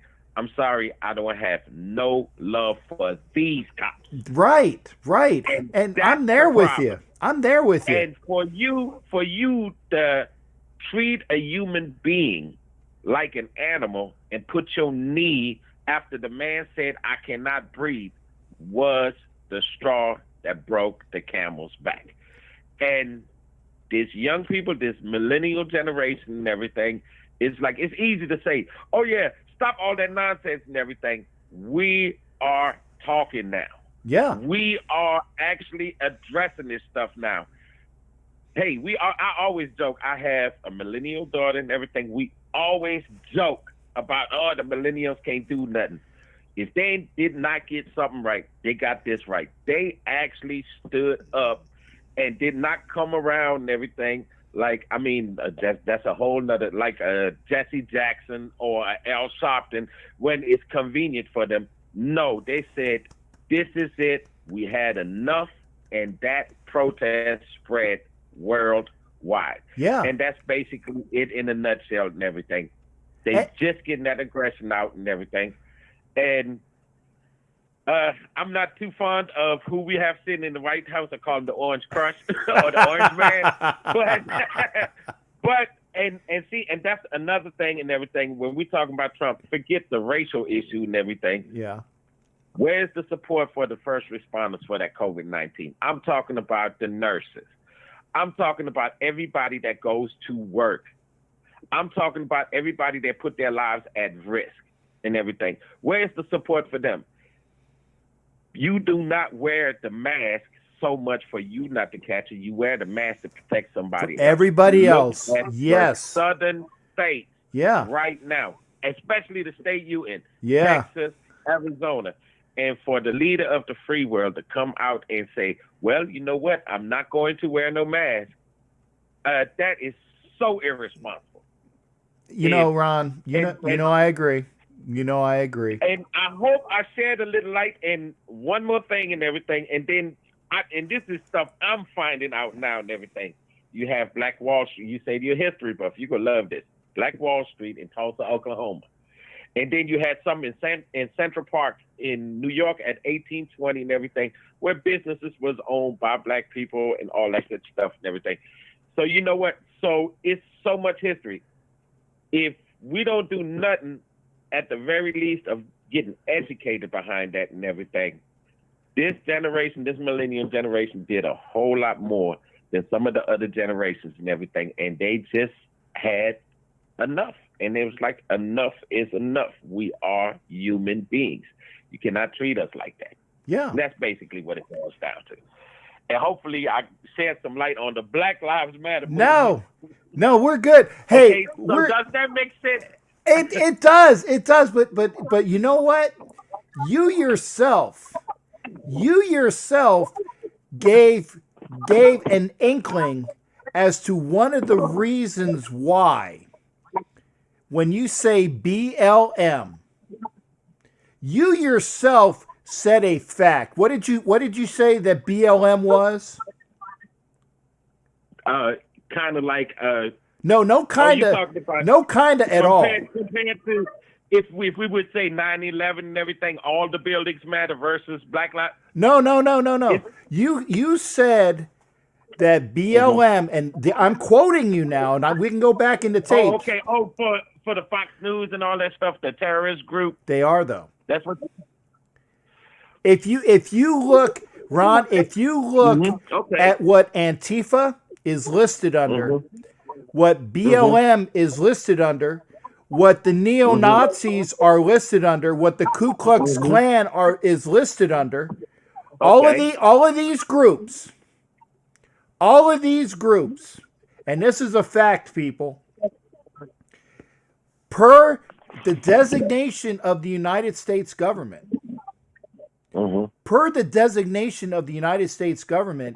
Black Lives Matter and Antifa and the neo-Nazis and the Ku Klux Klan and all the other of that ilk, they are the same organization. They're flip sides of the same coin. They are. Per government regulations. Per government standards. Now wait a second. Let me tell you this as well. Okay, go ahead.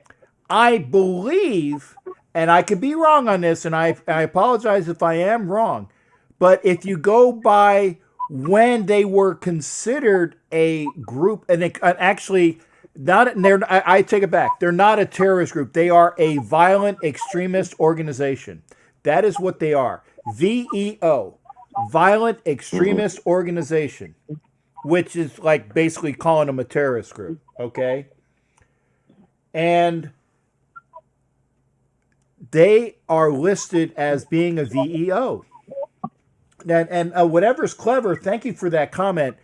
I don't know when, and that was my point. I don't know when they were listed as being a violent extremist organization or not. But let me ask you, didn't the riots that occur in Missouri, in right outside of St. Louis, wasn't that during the Obama administration?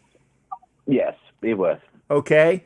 Then I'm pretty sure that was probably when BLM was listed as a VEO.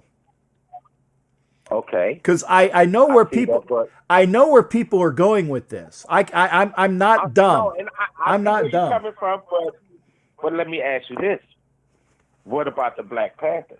They was listed as the same thing too, and we can even go as gangs. We would be here all night. Yeah, we would be. Long story short, and everything is like the initial intention was never to be an extremist group and everything. That it was just being beat down so much to where I'm coming out the corner swinging. Yeah. And and we do well. If it's one thing we agree on and everything is like the media sources are crap because they are owned by you either completely left or completely right and everything. All right, so they running with it. Yeah. Racism could be abolished if the media would not keep igniting it. No matter what network we're talking about. It's good for ratings. It's good for ratings. Are rich people for ratings. Yeah. This is entertainment. Yeah.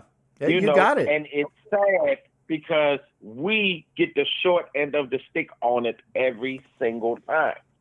I got it. And again, Ron, I know you and me we're tight, brother. You and me are tight. And Ron's a buddy of mine. Ron's a buddy of mine. So that's why I said I don't want anybody to come after me saying I'm a fucking racist, because I'm not. I'm not. But I want to make sure that people understand that and you got it, and I agree with you in there, is that the media, whether it is far left, CNN and MSNBC, or far right, Fox Network, they stir this for ratings. They stir this for ratings. And that's my opinion, but I think that you agree with me on that because you're the one that said it as well. And there needs to be some sort of middle ground. And boy, and unfortunately and Ron, I love talking to you, but we're up on 12:30 pretty soon. Oh yeah, no, that's why I'm trying to wrap it up and everything. So in good faith and everything, it's like now you have people throwing in the white privilege and you have all that stuff and everything. Is it true? Yes, it is true. But guess what and everything? Not everybody is a racist. No. And this is the problem with America. Everybody, oh yeah, if you align yourself with this group, you're racist. Or if you align yourself with this group, you're racist. Or black people can't be racist. That's a common thing. Anybody can be prejudiced. It doesn't matter who it is and everything, right? But to sum it all up and everything, the fact that we're now facing this elephant head on and we talking about it and everything is a move in the right direction. Yeah. I actually got my first thumbs down in a while. Oh, you did? Yeah. And if I had a bad conversation, I apologize, folks. But this is I've tried to do an intelligent conversation. Let me say this for whoever gave the thumbs down and everything, right? Get to know Captain Jack, and then understand everything. That's why we can talk this openly. Yeah. That's exactly the reason why we can talk, because we're not just, hey, I'm just calling in on this show and everything. We actually know each other in person. Yes, we do. And that's why I'm so glad that you called in, because they would have said, and I know what they are, people that don't, they would have said Captain Jack had a a right-wing, all-white or Latino conversation about race, and there was not one black person who called in. And I was like, well, you know what? I do love everybody and everything, and I cannot sit there and go against black people or against white people. right. All right? And I'm the farthest thing from, like, hey, get to know this person. As a matter of fact, anybody that's looking at your show, I challenge anybody to get to know Captain Jack and everything and have this open conversation with him. Yeah. Because, see, that's the problem and everything. We have not all these years, that's why I give respect to the millennials. That's the problem. All these years, we have not discussed racism head on. And now that we're discussing it, now we're getting the thumbs down. I want you to think about something. How ignorant is it to hate somebody because of the color of their skin? It's not like we had a say in the matter on what color we was going to be. Now, if you act out on it and everything, and if you don't like somebody, and if you being violent with a person and everything because of the color of that person's skin and everything, that makes you a bigot. Yeah. Oh, I got two. That's all gotta say to that. I got 2 thumbs down now, but that's okay. Oh, you got 2 thumbs down. I'm sorry, Captain Jack. Hey, and I'm sorry. No. Hey, Ron, there's nothing for you to be sorry about. This is a conversation that is volatile. This is a conversation that is volatile. So if anybody is thinking, I said, Ron, Ron, how long have you known me? At least 6 years. Okay, at least 6 years. I just want to say that if Ron knows that I'm not racist or racially overtoned, and if you missed it from the beginning of the conversation from way back, my stepdaughter is married to a black man, and they have biracial. I think that's the right thing. I think that's the right words to say. She has biracial, and by the way, biracial is in white and Asian and black kids. Okay, I have that biracial in my family. Okay, I do not disrespect anybody because of the color of their skin. If you gave me a thumbs down because you thought I was a racist, I'm sorry, but you're barking up the wrong tree. You're barking. I do you want better than that. You ready for this? Yeah, go ahead. How can you be a racist? Furthermore, being a Raider fan, where the majority of our fans are of Latino descent, right? Black descent. Yeah. You have because we're on the West Coast, you have some Chinese people. Yeah. You have Japanese people and everything. Yeah. Where if we go back, the first Latino head coach that won the Super Bowl, the first black head coach. Modern history. Modern history. Yeah. Modern history. Modern history. What should we call it? Reggie McKenzie. Oh, GM. Yeah. GM. Yeah. You know, I mean, if you are a racist and you're a Raider fan, I hate to break it to you and everything, you're going to see a lot of different colors. Yeah. Whether you come to Vegas or Oakland, I hate to break it to you. Yeah. But do your research. Whoever, do your research. Yeah. And again, maybe these people don't know me. So again, if you don't like what I'm saying, I'm trying to be as honest as I can. I am all for equality. I'm all for equality. And whatever's clever wants me to post the link. I don't recall the link. Ron, you know what I do, right, Ron? Yes. Okay. Ron, can you attest that if I ran across a link in my job, which I can't talk about, that I would at least know about it? Well, without really going into detail and everything, I know you have ATS, which means you pretty much work with everybody. You ain't got no choice. Yeah. I'm just saying that's probably the best way to put it. Yeah. I'm just saying that the VEOs, violent extremist organizations, are known. They're known. And unfortunately, that's what we're fighting. We, as in everybody. I don't want to have any violence associated with anybody. That's just the way it is. That's just the way it is. So again, whatever. And you mentioned something earlier and everything. Look at it with a grain of salt. If you do a complete 180 on everything in life and everything, it's probably not a good idea. No.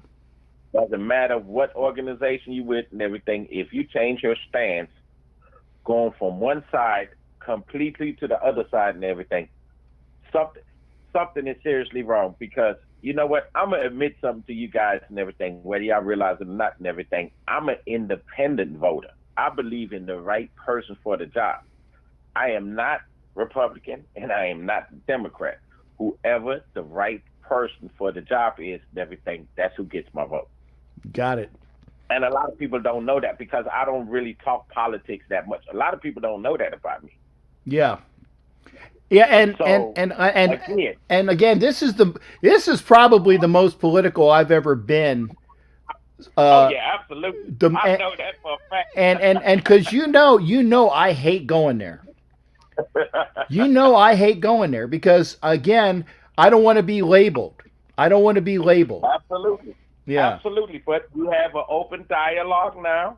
We put it out there, and you know what? I mean, here's the thing. You don't have to agree with Captain Jack and everything, but like I said before, I challenge everybody to get to know him and go from there. Okay. And if there's an issue and everything, hit it face on and everything. Talk to the guy. Yeah. And this is good conversation, Ron. And whatever's clever, and I'm going to read this to you as well. It said, went on the FBI website. They didn't list BLM as that. I'm not saying you didn't see a website saying this, but it looks like that website was incredible. I can't delve into it further. Whatever's clever. If we are friends on Facebook, and if you gave me a thumbs down because you didn't like what I was saying, I apologize. But I was trying to lead a conversation that is very touchy. So again, that's fine. Search still nothing comes up for what the website came across as saying. I can't get into it further. Mm-hmm. I can't get into it further. That's I get. It's just not can't. for everybody to understand. Yeah. It's not for everybody to understand. That's why they call clearances. Yeah, and I I probably said too much already. Yeah. So yeah. At the end of the day and everything, again, we opened the dialogue, and I would really, whoever had gave the thumbs down and everything, I would really put it out there as an open conversation or a private conversation between you and Captain Jack and go from there. Yeah, and whatever's that's probably the bottom line. Yeah, and I know you can't take back your thumbs down. That's fine. Whoever put it down, you can't. Hey, if you didn't like the conversation, I knew it was going to be touchy, but I tried to do something positive here and talk about it. Matt. Yeah, Matt Marinovich cannot confirm or deny. That's probably the best I can say. And again, and everything, even the thumbs down, the fact that you can give a thumbs down. You're allowed to. The freedom of speech. Yeah. And this is what we're fighting for in the armed forces. That's right. Whether they realize it or not. You know, so you have the right. Nobody's telling you, hey, you got to change your mind tomorrow, but you have the right to give the thumbs down and everything. But just understanding everything, if you were in other countries and everything, and we would have had this conversation, and you would have gave the thumbs down and everything, you'd be shot. It could have cost you your life. Yeah. It probably could have cost you your life. You could be shot. You could be run over by a tank. You could be put in prison forever. Because we're free. Yeah. That's what we mean by, that's where myself and Captain Jack agree on everything. What makes this country great? You can voice your opinion. You can say what you need to say. That's where freedom of speech come in and everything. Now, is America the perfect system? No. Absolutely not. No. And again, I gave an insight from a black person a mixed person that came to America and at 17 and had the culture shock of his life, be like, what the heck is going on here? Mm-hmm. It's supposed to be the land of the free. Yeah. And and that's the thing. It's like we're not mad at you. I'm not mad at you and everything. You have that right to disagree with me. Okay. You have that right. But understand, freedom is not free. And I don't think everybody in the military understand what I mean by that. Freedom is not exactly free. True. Somebody did sacrifice. So yes. So I get it when it comes to people feeling touchy about the flag. I get it. Yeah. Because again, freedom is not free. All right? The privileges that everybody over here enjoys and everything is because somebody is in Afghanistan right now, and somebody is in Iraq right now, and somebody is over in Korea right now and everything, to make sure that we have these liberties so you can do and voice your opinion. And again, you don't have to agree with it, but at the end of the day and everything, you have the right to say what comes to your mind. Yeah. And I'm gonna leave it with that. I got it. Fantastic. And whatever's clever, I get what you're saying, and I agree. And Ron, thank you for calling in. Yeah. So I was the guinea pig. Yeah. No. You're my bud, and I appreciate it. I'm messing with you. I'm having fun. Hey, thanks again, man. You continue to watch. Yeah, I'm gonna continue to watch. All right, bye. All right, take care. That was Ron McClendon, and so I'm directing this right at whatever's clever. Okay. I get what you're saying. Can I cite it right now? No. I can't. I just know what I know. And I don't fault you for thinking I'm full of shit. I don't fault you for thinking I'm full of shit. If you don't know me, I understand that. I just know that I feel good in saying that my statement is valid. And trust me,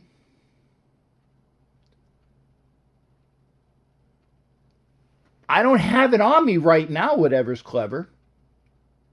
That's one reason why. It's in here. Okay? It's with my work that I do. I know what I know.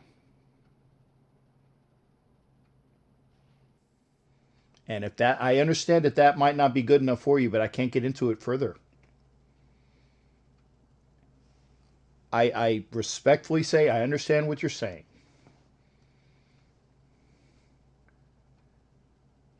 But this is one of the reasons why I don't talk politics here. We kind of went a little bit farther than I wanted. And I respect your comments. I really do. I respect your comments. But the point is there's far left and far right. And they're the flip sides of the same coin. Protesting. What is it that when Martin Luther King said that, that the protesters are voices that are, and again, I apologize, it's a paraphrase. Protesters are voices that are not being heard, or something along those lines. And I'm sure somebody can cite it. Somebody can cite it.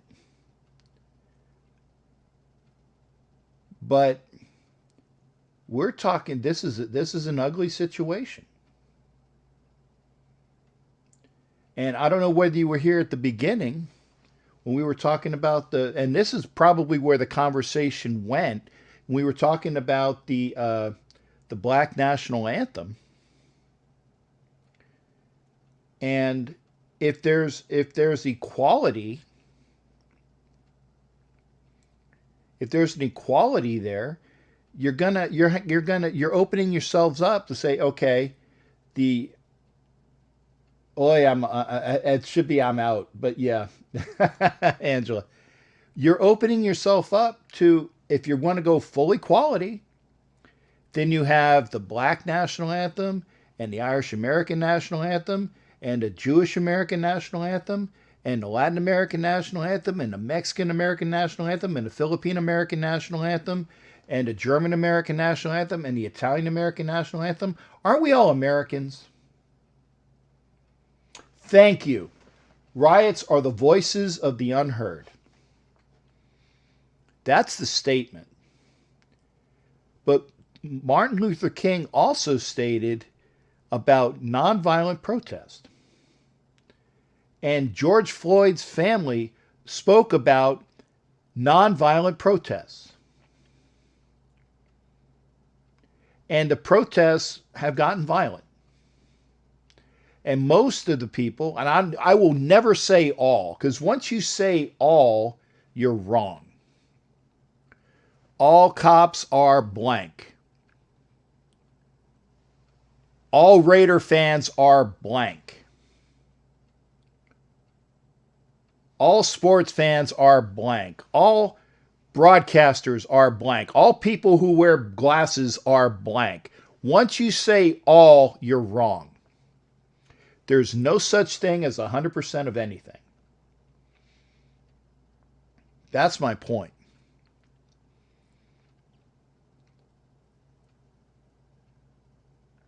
State that supposed associated sentences, yet it's too secret a sentence to say. Why can't you even say, give a reason for not having a source? I read it. I read it. That's what I'm saying. I read it in official capacity of my job. That's what I'm saying. And that's all I'm going to say, because anything further, I'm going to get in trouble.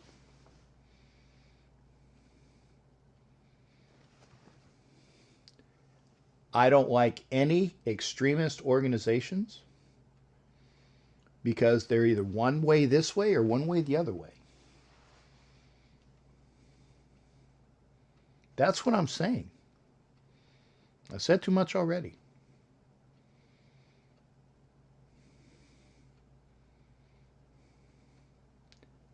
Whatever, clever. Get with me offline. Send me, say here, I'll tell you what. I'm going to do this for you. I'm going to give you my email address.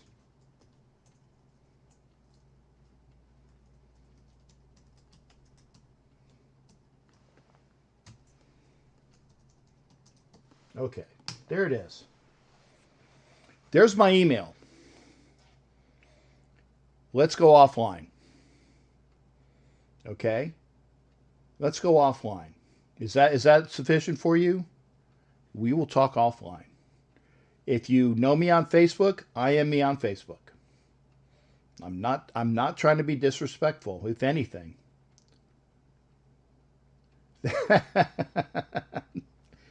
Thank you, Angela, for I need some levity and nicety at this point. We've been on for almost 4 hours, and I normally do a 2-hour show. So,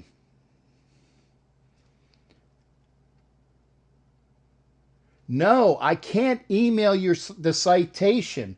It's up here. That's what I'm saying. You asked me what I did for a living. That's what I said. You wanted to know what I did for a living. That's what, I can't email you a citation. I read it. That's what I'm saying. No, I'm not going to give you the citation. I don't know what it is, the citation. I read it.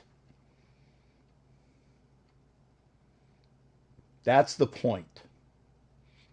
Is that sufficient?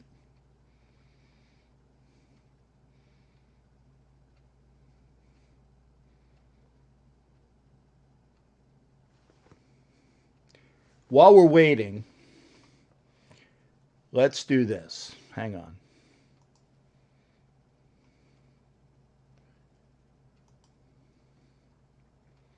We've been on for almost, yeah, I'll tell you what my occupation is. What's the sign of captain?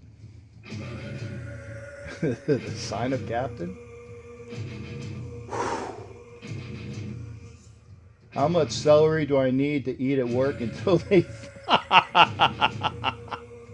Man, I appreciate the... Yeah, Ron is backing me here, okay? I can't do stuff that I can't do. The Legend of... I like that. The Legend of Boggle. Yeah, I need to sign off. Here's the point. I hope we had a good conversation. It was definitely thought-provoking.